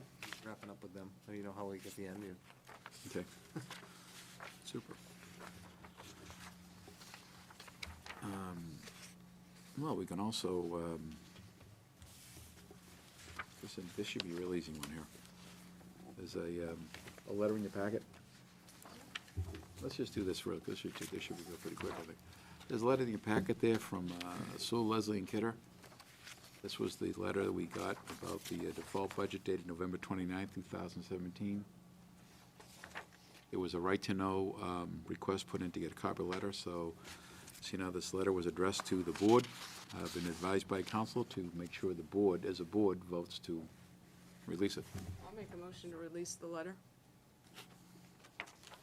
Seconded? Second? Okay, all those in favor of releasing the letter? Unanimous.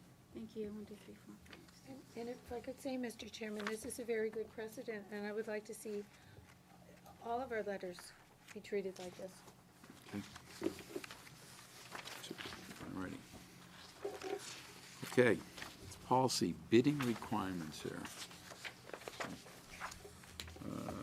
So these, I've got policies here tonight. Look at this. I'm going to pass that slide.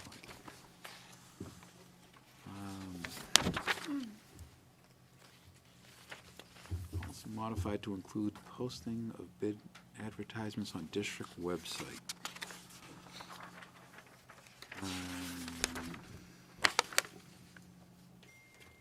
Okay, so it's in the italics there? Right. Bidding That's correct. requirements. It's in blue, it's in the second paragraph down, first sentence, last of that, the end of that first line. That was the, looks like that That was is just- the change that the policy committee recommended. To add, just including on district website. And this is first read. I'll make a motion to accept it as a first read. Okay, Second. Discussion. discussion, yeah. Most, or many, districts have the bids addressed to the school board, not the superintendent. And it should be the board that reserves the right to reject any or all bids and to accept that bid which appears to be in the best interest of the district. The board also reserves the right to waive any formalities and so on and so forth. This should be squarely in the domain of the board. Furthermore, the very last paragraph, existing services that continue to meet the needs of the district shall be subject to an annual review and may not need to go out to bid. That excuses every existing contract from having to go out to bid. That is a gaping loophole in this policy and should be Say that again. completely Could expunged. you say that again, what you just said? The last paragraph. Existing services that continue to meet the needs of the district shall be subject to an annual review and may not need to go out to bid. Okay. Well, when have we done an annual review? And I can tell you that that is a very, very bad practice. Well- When contracts expire, they should go out to bid. That's all there is to it. I can answer the first question, Mr. Chair. Please. We do the annual reviews annually. Okay. Okay, thank you. So there haven't been any contracts? When have we reviewed a contract, except the ones that actually had to go out to bid? When did we vote to not put a contract out to bid? When did In we the last vote? 2 years. When did we vote to put a contract out to bid?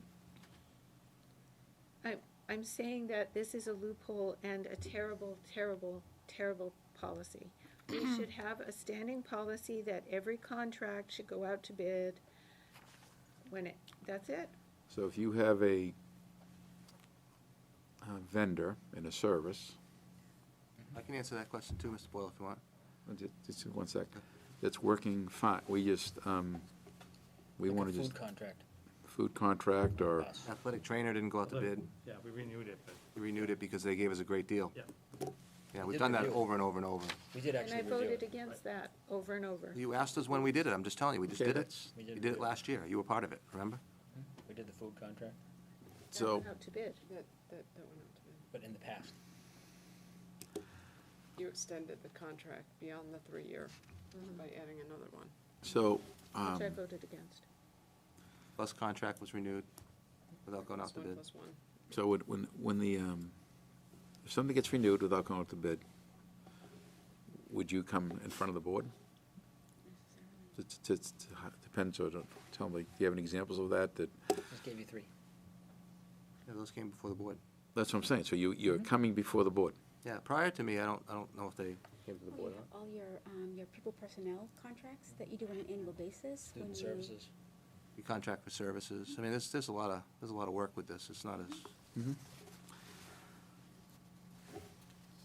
again, I'm not, that last paragraph, I'm not seeing it the same way that you're seeing that.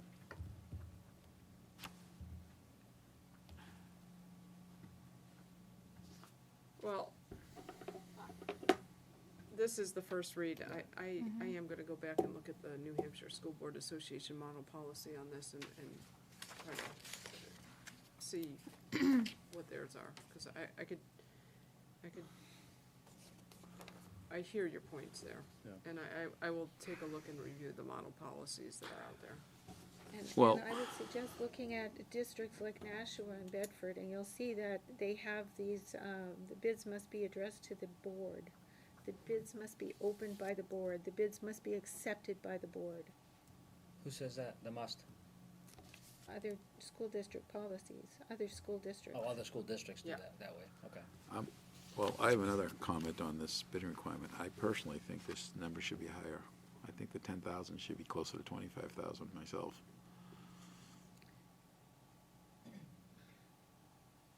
It's first read, but I don't really know why the school board is getting involved in a bunch of bids that are like $12,000. Well, no, that's not, that's just saying that you have to go out to bid if it's on over 10. Doesn't say that we necessarily Okay. have to be involved in it. That's probably an antiquated number. It's probably when $10,000 was a lot more money. It was exactly. It's not a lot Well, of again, money now. I'll look at the New Hampshire School Board Association policy and That's- bring that in next time. Yeah, see if we can, yeah, that number probably should be. As I read this policy recently on the New Hampshire School Board's website, and as I recall, it was, as a general rule, purchases of 1,000 or more will require at least competitive documented quotes for the open market. And, yeah, that's the part that I remembered, but I also think it might even be as small as 5,000. I take it back. I don't remember the first sentence there, but definitely the second one, purchases of 1,000 or more will require at least 3 documented quotes. All right, well, let's do this. Yeah, I mean, there's a motion on the floor in a second. We could accept it as a first read. I Yeah. can look at the New Hampshire School Board policy. If it Yeah, looks seems like it's pretty gonna be simple. an extensive sort of rewrite, we'll kick it back to curriculum, or that other committee policy, That's how this works. There you go. so. Super. All right, so there's a motion. All those in favor of acceptance first read? Opposed? Did you get the vote? You all set? Get the vote, Kathy? Did you get the vote? I did. Okay, Thank you. I'm I'm so sorry. sorry. This next policy, It was 5B, 5-1. 5-1. Thank you. I'll be recusing myself from any discussion with this policy, as it's extremely obvious it is directed at me, about me, and was brought up because of me. So, have a good evening. Like, Good night, Kathy. Good night, Kelly. Nice to see you. Interesting. Okay. To Mr. Ward's point, I have other school policies from other districts that have language that is the same as Well, this is the proposed in this policy. State School Board Association language, so I'm not really sure what that was all about, but hey, it's a great country. You can do what you want. Okay, so, language on here. This is about board member conflict of interest. So, we have the recommended change is a board member shall not have any direct and pecuniary interest in a contract with the school district, nor shall he or she furnish directly any labor, equipment, or supplies to the district. I'm sorry to see a board member leave, but I can tell you that that was my idea to bring this in front of the board, and as a former selectman, and looking at the State School Board Association language, that's what this is intended to do. So if you can serve your community in many fashions, you can either serve them on the school board, or you can serve them as a vendor. You should not be serving them in the same capacity, you can't wear both those hats. And that exact verbiage was taken from the state school board. So, And both Brian and I were surprised as former selectmen that this was not in the conflict of interest, because it's clearly in for other, it's actually, isn't it spelled out in the RSA for selectmen? yes. So it's surprising that it's not spelled out by RSA. It's not, but. Yeah, there's one thing I've learned, having taken on this other hat, that there is, even though school board members seem to have a lot of the same duties as selectmen, they don't have the same RSAs. It's whatever, but at any rate, so, I'll move to accept this as a first read. I'll second. okay, perfect timing. Okay, Donna? Question, thank you. This is a start, but it doesn't go far enough, in my opinion. I think neither a board member nor a board member's spouse shall have any direct personal and pecuniary interest in a contract. I also believe that under the nepotism section, it says the board may employ a teacher or other employee if such a teacher or other employee is the father, mother, brother, sister, wife, son, so on and so forth, every close relationship you can imagine. That should say the board may not employ that. We shouldn't be employing our spouses, our husbands, our cousins, our sisters, our wives. Come on.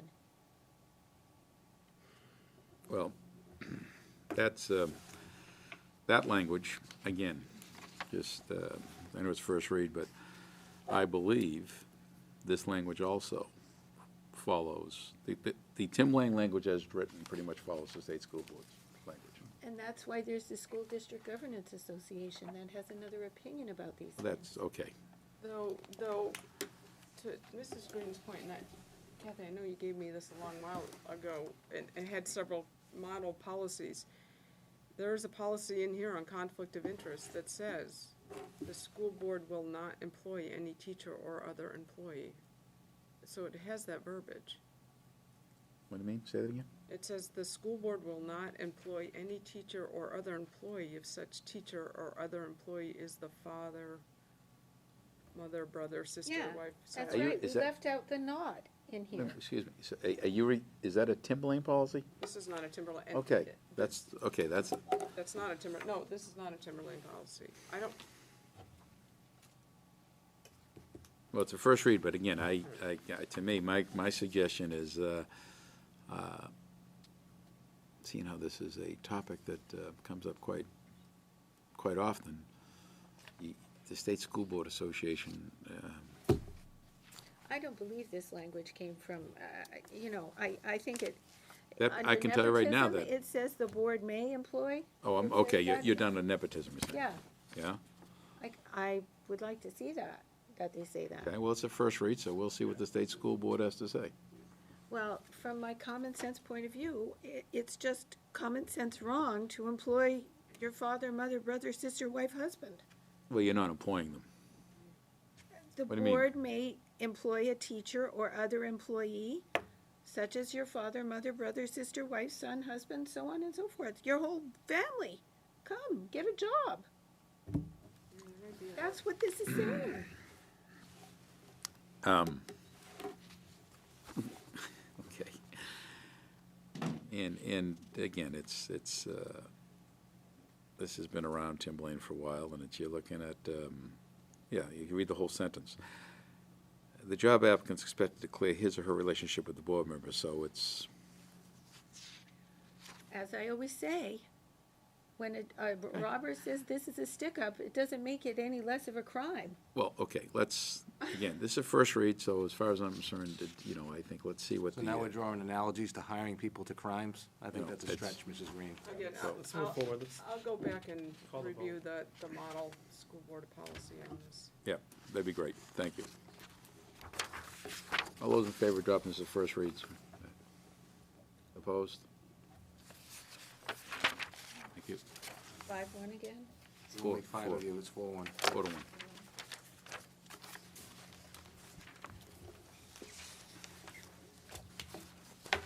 Okay, I actually had Attorney Dowd, Attorney Dowd. in transit, he was here, so I didn't know if you had Yes, we do. This is the final item, right? Yes, it is.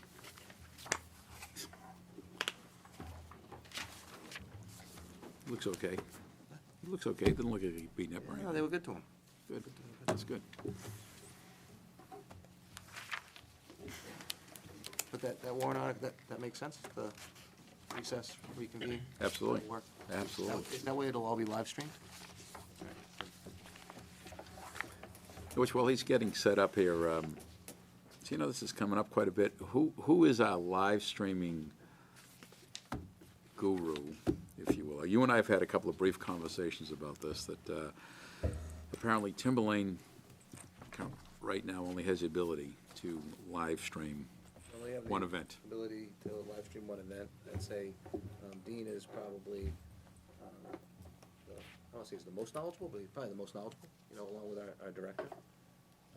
And so there's a licensing thing, and then there's an equipment piece, and then it's about, you can only be on cable at one location at a time, and then there's the Vimeo, and then there's the, how much space do you get to put things in there, and during the holiday season, you know, typically there's a lot of concerts and things, so you run out of space. So there's some expense. I mean, I'm sure we can increase our quota, but we didn't budget for that. Well, that's why, I guess that's why I'm asking, so we can get some info put in front of the board, because this is, The second piece to that, there was a motion to add $220,000 to the proposed budget for the fiber, which is okay. related, that's- unrelated, but then we got into the whole capital discussion. Yeah, They did not put the money into the budget, but they encouraged us to actually do the project. So they voted to support the project and asked the board to find the money in the existing proposed budget to fund the project. So we got. so Under the this year's budget? Next year's budget, 18-19. Oh, next year's- So, but then the discussion got into capital. We don't have capital to move there. And I was trying to explain to the board, we don't, in the current budget. So I said, Right. you can't just make a draft 4 and change operating money into capital. It doesn't work that way. Sure. So they were aware of those limitations, if you will. correct, yeah. So they supported the project. So this kind of falls into the same thing. If we start talking about, hey, we need new equipment, and it's gotta come out of capital. Correct. We don't have the capital. We don't have a lot of room in the proposed budget in capital for next year. Like, we had room this year, and you took advantage of it, did some playground, you did some work with That's the room. right. But we don't have that kind of room. And then we had the discussion, and only the budget committee could actually change operating money into capital in the proposed budget. Well, the budget committee, I think, is. Or at the deliberative session, but that, Well, I think it would be prudent for the budget committee to look at the overall budget and, because it's a bottom line budget, request that there is an adjustment somehow so that there are more monies, as Mr. Green was saying, moved into capital so that we have some opportunity should we need it. yeah. So on this particular project, what I said to them, I said, basically, you punted it to the school board punted it back to you. I mean, it's not something in any of the drafts that I would have taken out, because it's one of our goals. And I'm suggesting, like, I didn't really have an option with this one. This one was out. They pulled it out before they said, hey, go make a draft with this bottom line number. So we really had our hands kind of tied, and your hands are kind of tied, because you're not going to have the opportunity to move. There's not capital money to move into that line. And here's the thing about it is we know that most of it, or a good portion of it, is money we would get back If we indeed got the grant. if we got the grant. So people aren't comfortable with the if this, then that, so it's not, we hoping it for revenue, it's not even anticipated, like, No, it's like not a, anticipated. it's like a wish list, so it's not in the, Yeah. so it's a little tricky I know they support the project, but we don't have the room in the 18-19 budget to move that kind of money for capital. All right, so the budget committee pushed it back to us at next year's budget. Is that what I'm hearing? Correct, Jeff, am I saying that exactly how you remember it? There was a motion made and it didn't pass to add $220,000 in capital to support the project. And then the motion was, it was a long motion about supporting the project and encouraging the board to find the money in the existing budget, in the 18-19 budget, not the existing, in the existing proposed budget for next year. So we can do that on the floor deliberative session. Someone can make a motion to increase the budget. Next year's budget. We could make that motion. Right, I think we were getting into the authority of who had the, who could move operating money, forget, not another dollar, same money, who could move operating money into capital money tonight? Not, no more taxes, just the same amount of money, but, and only they could do that. Yes, And they didn't do it. it's their budget, yeah. I'm not sure why they didn't do that, other than, then they would have had to start looking at where they were pulling that money out of, and it would have gotten into a pretty detailed conversation, I would think, for that amount of money. Well, that's, they asked, they said, We're looking at if, budgeting if we right did that, we'd wanna know where you would, you know, they would say like, if we'd like an idea, and I'd say like, all right, well, if you do it, we'll make it work. We didn't, you know, the whole conversation was pretty, I think it was right out in the open, all these kind of things were all discussed, is what I'm saying. Well, okay, so did you tell them where that money would come from? Should it, They didn't ask. they didn't ask? They didn't ask, they moved, they transitioned right to the motion to do what I just shared with you. Ask the school board to try to find it in the, We need to somehow communicate to the budget committee that they need to adjust the budget so that there's enough money in the capital to make that project happen, because it can't happen now, and it's not up to us. It You doesn't can- matter. you'll be able to watch it. Did I not make Watch that? it. I I'll make watch that it clear? after, and then talk to Well, they'll some be here. members They'll of be the here next week. Yeah, but I made that clear, right? Okay, that, Okay, you're asking the board to move money from places that there We isn't will- any money to move. Right? what about the unreserved fund balance? Could you use that? Is there capital money still within there? Very thin. So that wouldn't be enough if we were gonna Well- try to pull money out of there. I'm talking next year.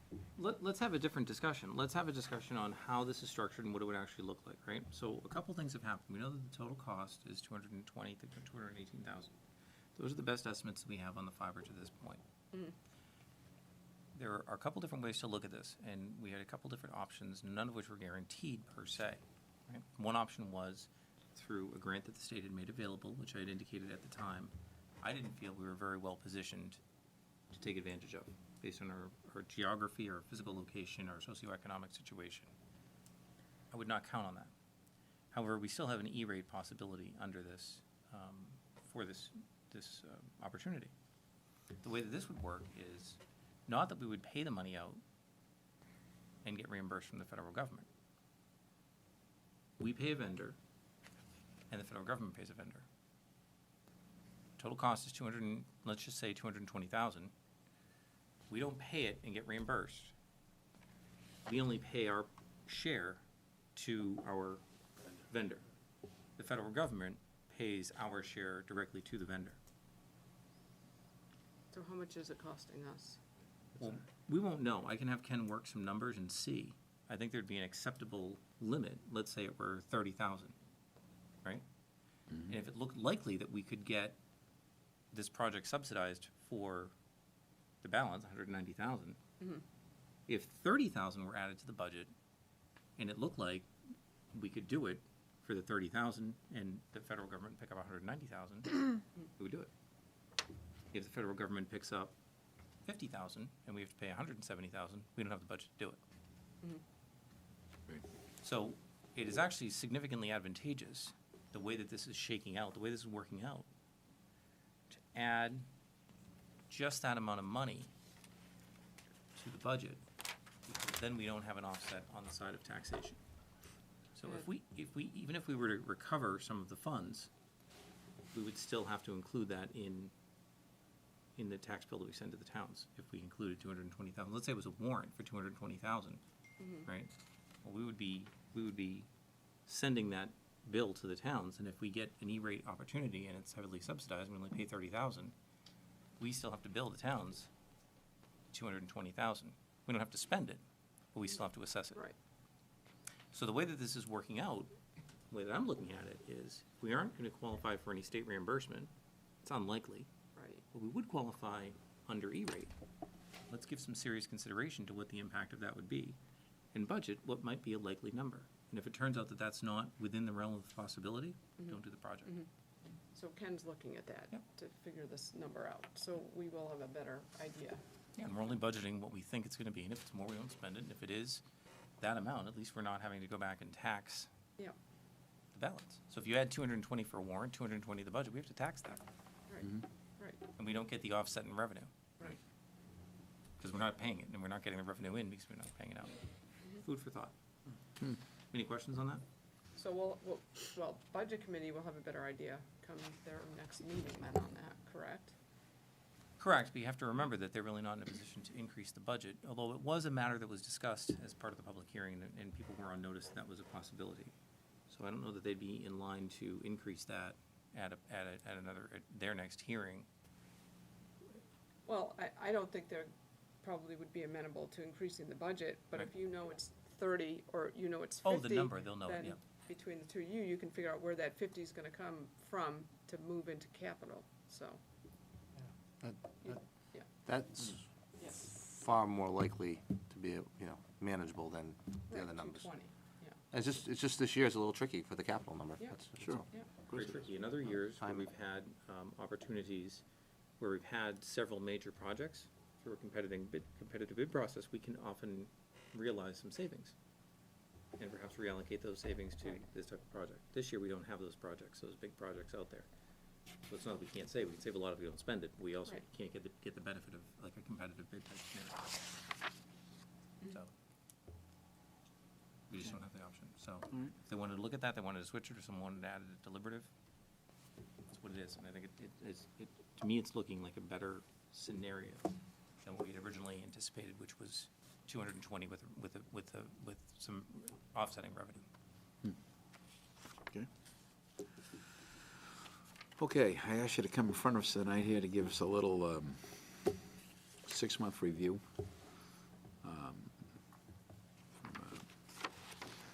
See how our expenditures are tracking and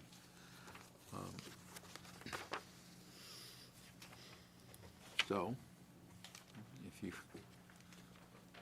is there something here that basically that, you feel like, I asked for this because of just general conversations been held in public, about, what our annual spend rate, and I just want to, this is now an expenditure report as of 12/31/2017, so see how we're doing. So this is the first time I've presented this to the committee, and it's good to be taking a look at these Sure. expenses on a periodic basis. So our expenses don't track very well on a consecutive basis, and I'll explain that.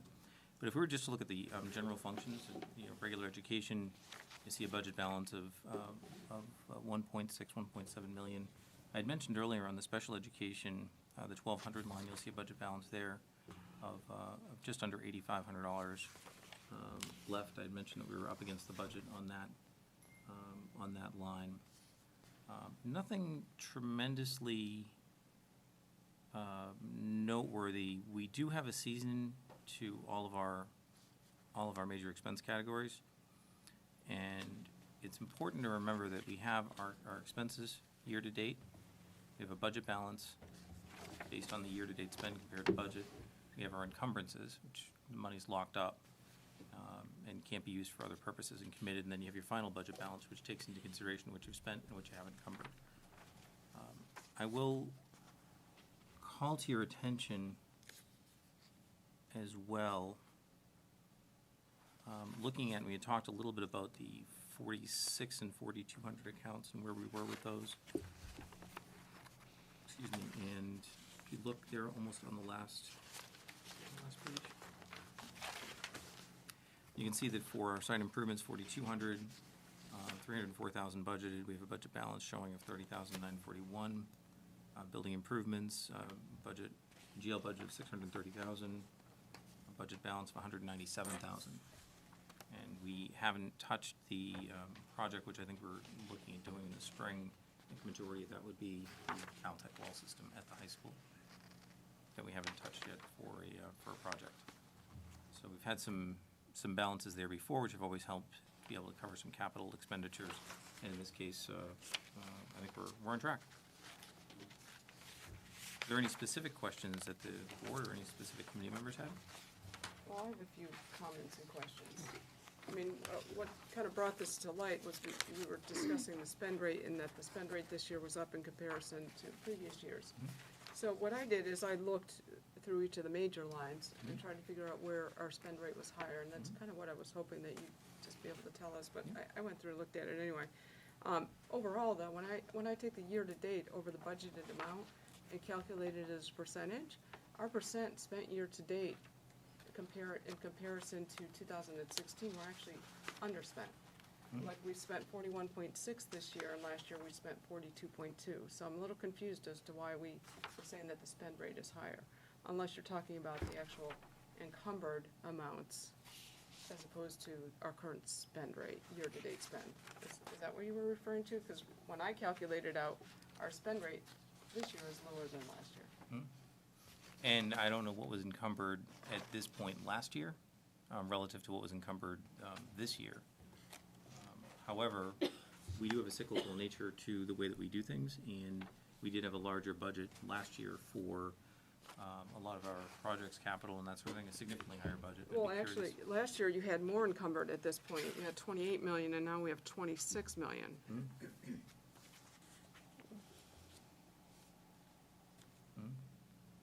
So, when we looked at, when I look at what we're spending at a greater rate than what we normally do, and you weren't here when I gave Tom Perry a pat on the back, he's spending a lot of money in facilities and plan ops, you know, that at a little bit higher rate than we would have seen in the past, which was a comment that was made earlier about we're not making the investment in some of these capital repairs that we probably need to.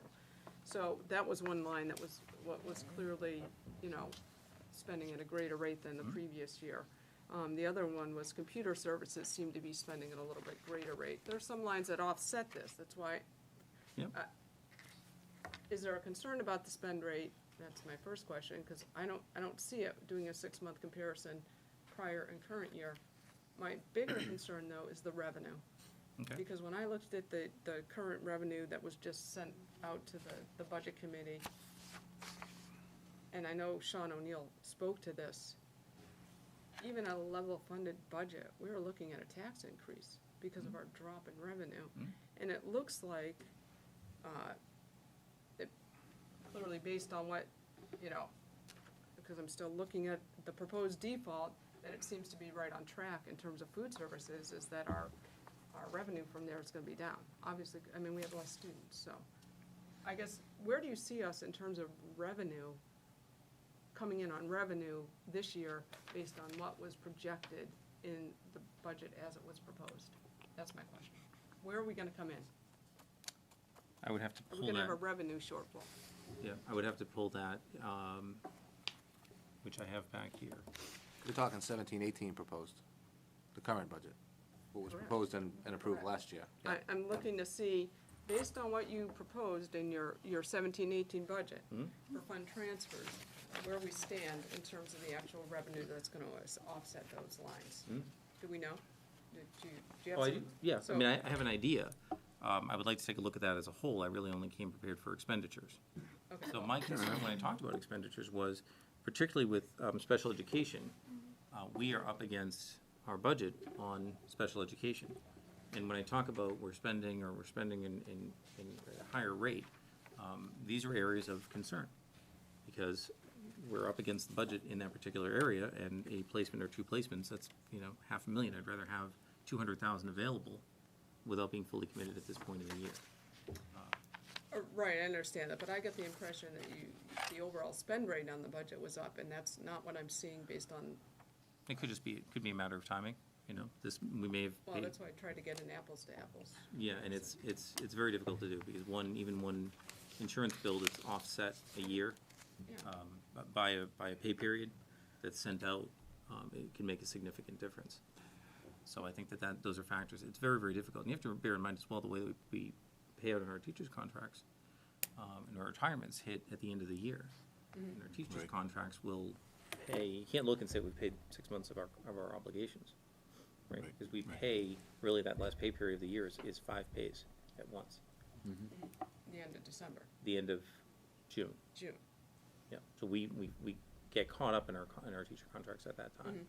But So the we're- end of June is too late to think this budget through. Right now we're at the midpoint of the budget. Yep. And we need to have an understanding of if we're spending at a greater rate, why we're spending at a greater rate, and what the revenue shortfalls are gonna be, and think about how we wanna continue the spending patterns for the next 6 months. I mean, obviously, there are certain things that have to keep being spent, but we have got to look at where we stand here. And I'm very concerned about a revenue shortfall. We estimate our revenue, I mean, the tax bills have gone out, right, for the year. So that's, Well, I'm talking, the impact will be in the next set of tax bill. Well, it'll be next November, because the July 1 tax bill does not reflect any increases in tax rates. correct. Just one half of the year before. Jeff, what's driving this, this special ed concern here? What's driving that? Is it because some of this arrest? No, placements. Well, salaries are up also, well, at least, again, it's not an apples to apples, but tuition, private, last year is way up, right? And then salaries, both administrative and teacher salaries are, as a percentage of the total budget, is up. Yeah, part of it is services that, And part of it's that salaries. team, that they get embedded into individual education plans. And so whether we have the person on staff or whether we have to hire those services, part of it is the placements. It's comprehensive. It's kind of a big picture, and it changes pretty quickly when people move in with, that require services and we're obligated to provide, so. And I'll be frank, I believe that we've seen a lot more a lot more demand from our special education department from parents for services for their students. Now, didn't the special ed department, I think it was about a year ago, come in and they were gonna go to the DOE and have there was supposed to be a report back?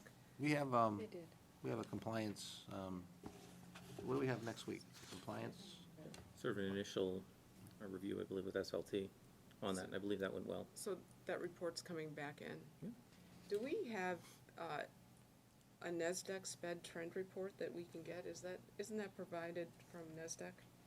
Have we seen one of those recently? We didn't have NESDEC do that. Can we have that? Isn't that a service that we get as part of our membership? It's something we could ask them to do. Could we, I would like the board to request that. Do I need a motion? So what do you looking for?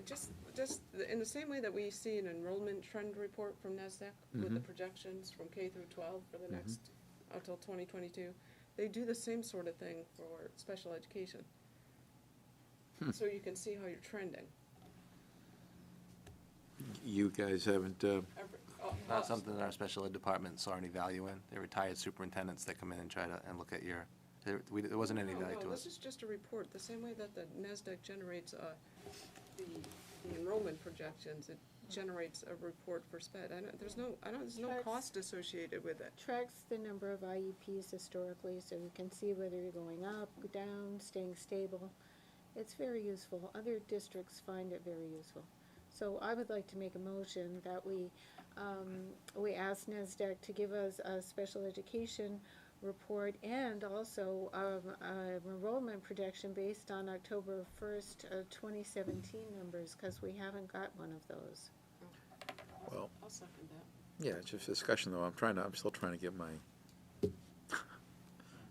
hands around what this is. So are you familiar with this? I'm familiar with it. Actually, the last time it came up, I went to Beth Rincon and asked her if there was any value. She didn't see any value in it. This is all information we have. The DOE does audits. It's just this is a third party it's a service they provide to try to get districts to sign up with NESDEC. A lot of people are dropping NESDEC. But we're a member of NESDEC, and it's a free service, and maybe you have all this information, but I could not tell you one thing about SPED right now, other than Beth Well, Rincon is part You of could SPED. actually have her come in and she could give a comprehensive report like she's done in the past. That would be fine, but I would still like to see this NESDEC report. So this I just is- find the data, I'm a data person. Absolutely. So this is information that we get, If you haven't figured that that out. we wouldn't have to pay for, you saying? That's right, it's part of our membership. Part of our membership. So I think if you did have the director in, you'd probably get some very good information as to what, I don't know what the drivers are, but what the correlation is. Because I will share with you that I believe that we're seeing a greater demand on our district for the same students. What do you I mean, know, what do right? what do you mean the same students? So if you had a certain number of IEP qualifying students 2 or 3 years ago, take that same number and move it forward, the services that are being requested or demanded that the district is required to provide is higher. That has a budgetary impact. Well, let's be clear, parents can't just demand services. The children know have about to qualify to need them. So It it's would be- not just a matter of the public demanding things. The children actually have to be tested and, demonstrate that they need these services. I didn't reference that parents were demanding of their students be granted an IEP. I'm saying take the same number of IEP students then, the same number of IEP students now. There's a greater demand in our district relating to those needs. Placements are being dictated to us. We have to, in a lot of cases, show that we can properly accommodate that student and that fits within our educational environment.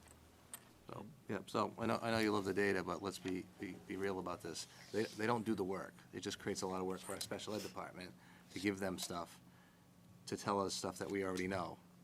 But Right, we so- don't. We don't, but we don't. We do. That's You- right, if but you we don't. You didn't request to have, you didn't request to have Beth Rincon in, why don't you have her in first?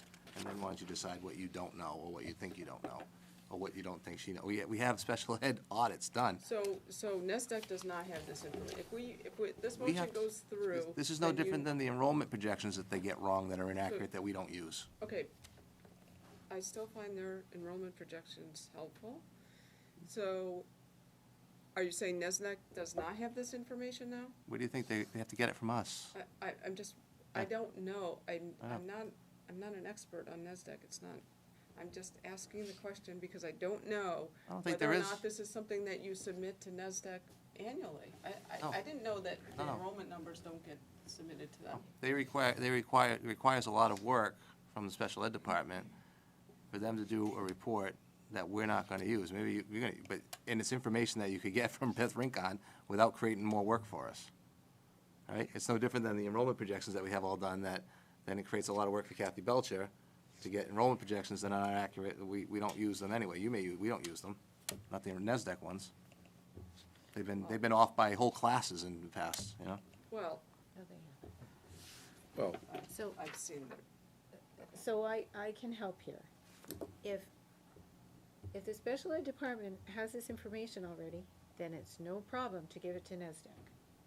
If they don't have the information and it's some work to assemble it, then it's the equal amount of work to assemble it to present it to us.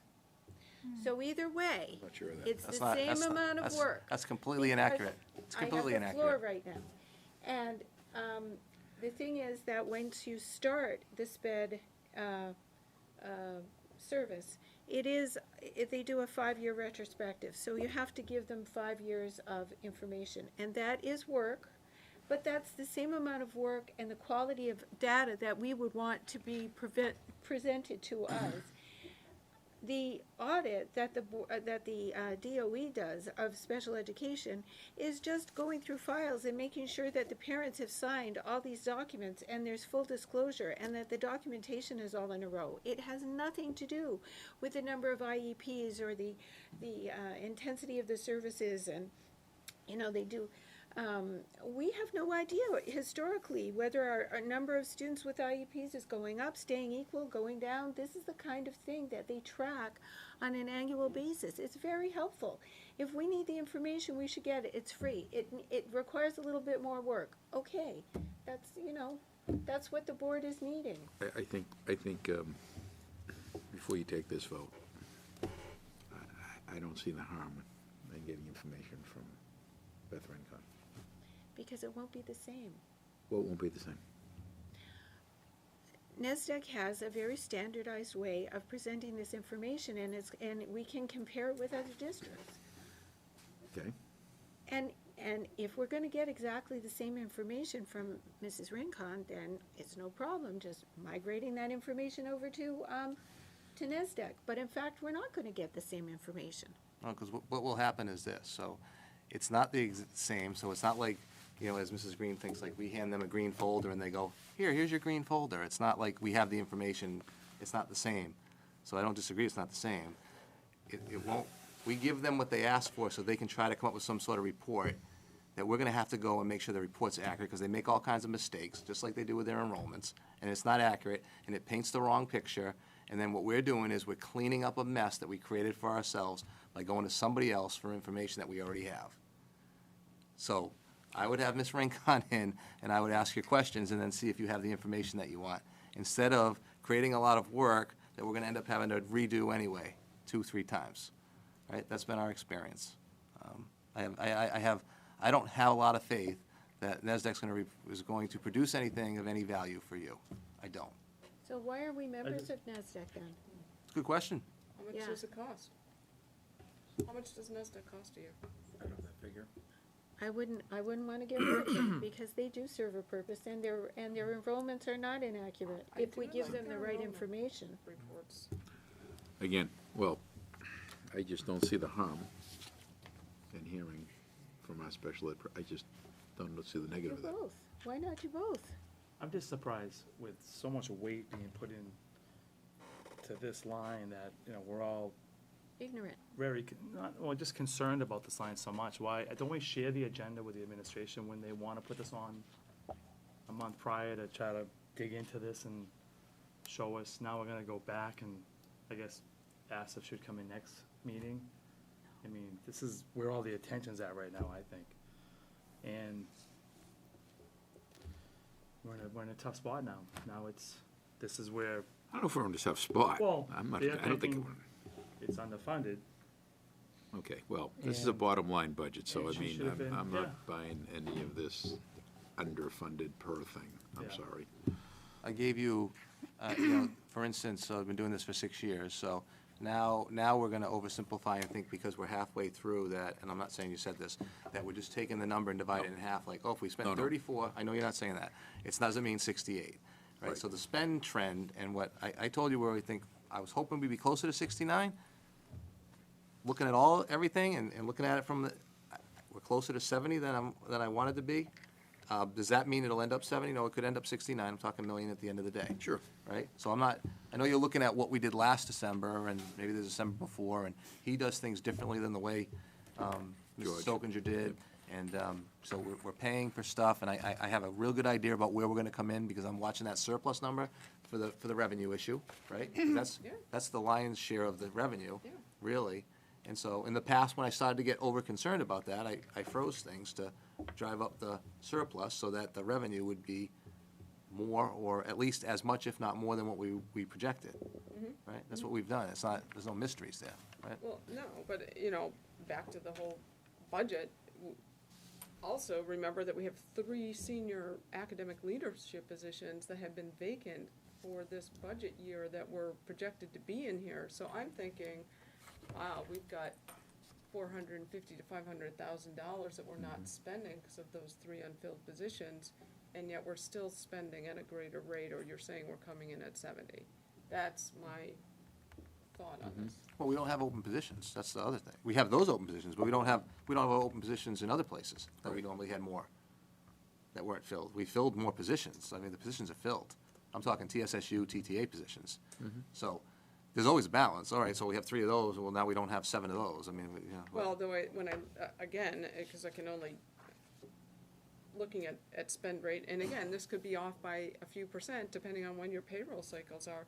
You're pretty much even on your spend rate because I was trying to see if those lines were, yeah. I mean, they're not down as much as I would have thought. Excuse me. Well, there's a motion on the floor. Yeah, Yeah, that's sorry. what I was Thank gonna you. say. So there's a motion on the floor, and again, in all due respect, I think obviously we can take it to a vote. I think we should strongly consider letting Beth Rincon weigh in on this. When would you have that happen? When could you make it? When can I make that happen? It'd be up to her. I'm just gonna say, do I look like Beth Rincon to you? Oh, You, you want- you had a tough night last Request night. it now, So Brian? don't want to insult Beth Rincon, she looks like, you know, she should be real bummed Do you out. want to request it now, Mr. Chairman, or do you want to? I don't Before think the you can vote? request, if Yeah. she's looking to do the level of report that I'm seeing Right. on NESDAQ, I tell you what, it would take me a month to do it unless I spent like, you're not looking to have her come in a week. yeah, I'm not saying next Thursday, but I think you'd be more than pleasantly surprised with how much Beth Rincon phenomenal. She's a pro. She knows that department upside down and backwards, K to 12. So, Well, again, that's my thoughts. I think we should hear from her first. I think you'll find her very, very informative. And I don't think the question's been asked by the board as to what the status is, or give us an idea what the climate, what the field is. Very, very informative. Sure. Okay, so, take it to a vote. So the, Those in favor of doing a NESDAQ report for enrollment as of October 1st, 2017, and a SPED report. What was the motion? That was both. That was the motion. that's the motion. All those in favor? Aye. Opposed? Motion passes 3-2. Okay. Other items on this venture? Okay, I mean, if we could get some idea of revenue in the next yep. month. Okay, now I understand we have a meeting next week. Can we get their email from Mrs. Belcher, picture at yearbook time or something? Yes, if you could show up a few minutes early, 10 minutes early. It's annual report time. But now we were talking about starting that meeting at 7, so we'd have to show up at 10 to 7. You could That's do it what your during the plan is. recess. If your plan is to start your meeting at 7, you could do that. It's always best to get the board's photos at the beginning of the meeting. I can see why. They're less taxed. This is the end of the meeting. Any good guys that can Photoshop if we don't like how it comes out, or? No? Okay. All right, so we know we gotta show up here early. It's Thursday, and so you will, who will notify the budget committee? we'll take care of that. They were under the impression it was, I said I couldn't promise them, but I said if they weren't gonna be there an hour in advance, that they'd be able to do that as a first item, so we'll let them know, all right? Right, Yeah. all right. Sure. I know we got correspondence regarding the tripod survey. I assume we're gonna Not, hold, it's a special meeting, we're not discussing that tonight. well, I just want to, I will send an email, but okay. There's a jurisdiction issue on that too, by the way. I don't see why we can't talk about that. I think it's important to the people to know that. Yeah, well, there's nothing, Motion to adjourn? yeah, I was just gonna say. I agree with the motion to adjourn. What's the correspondence? Second. Second? Yeah. All in favor of adjourning? That's it.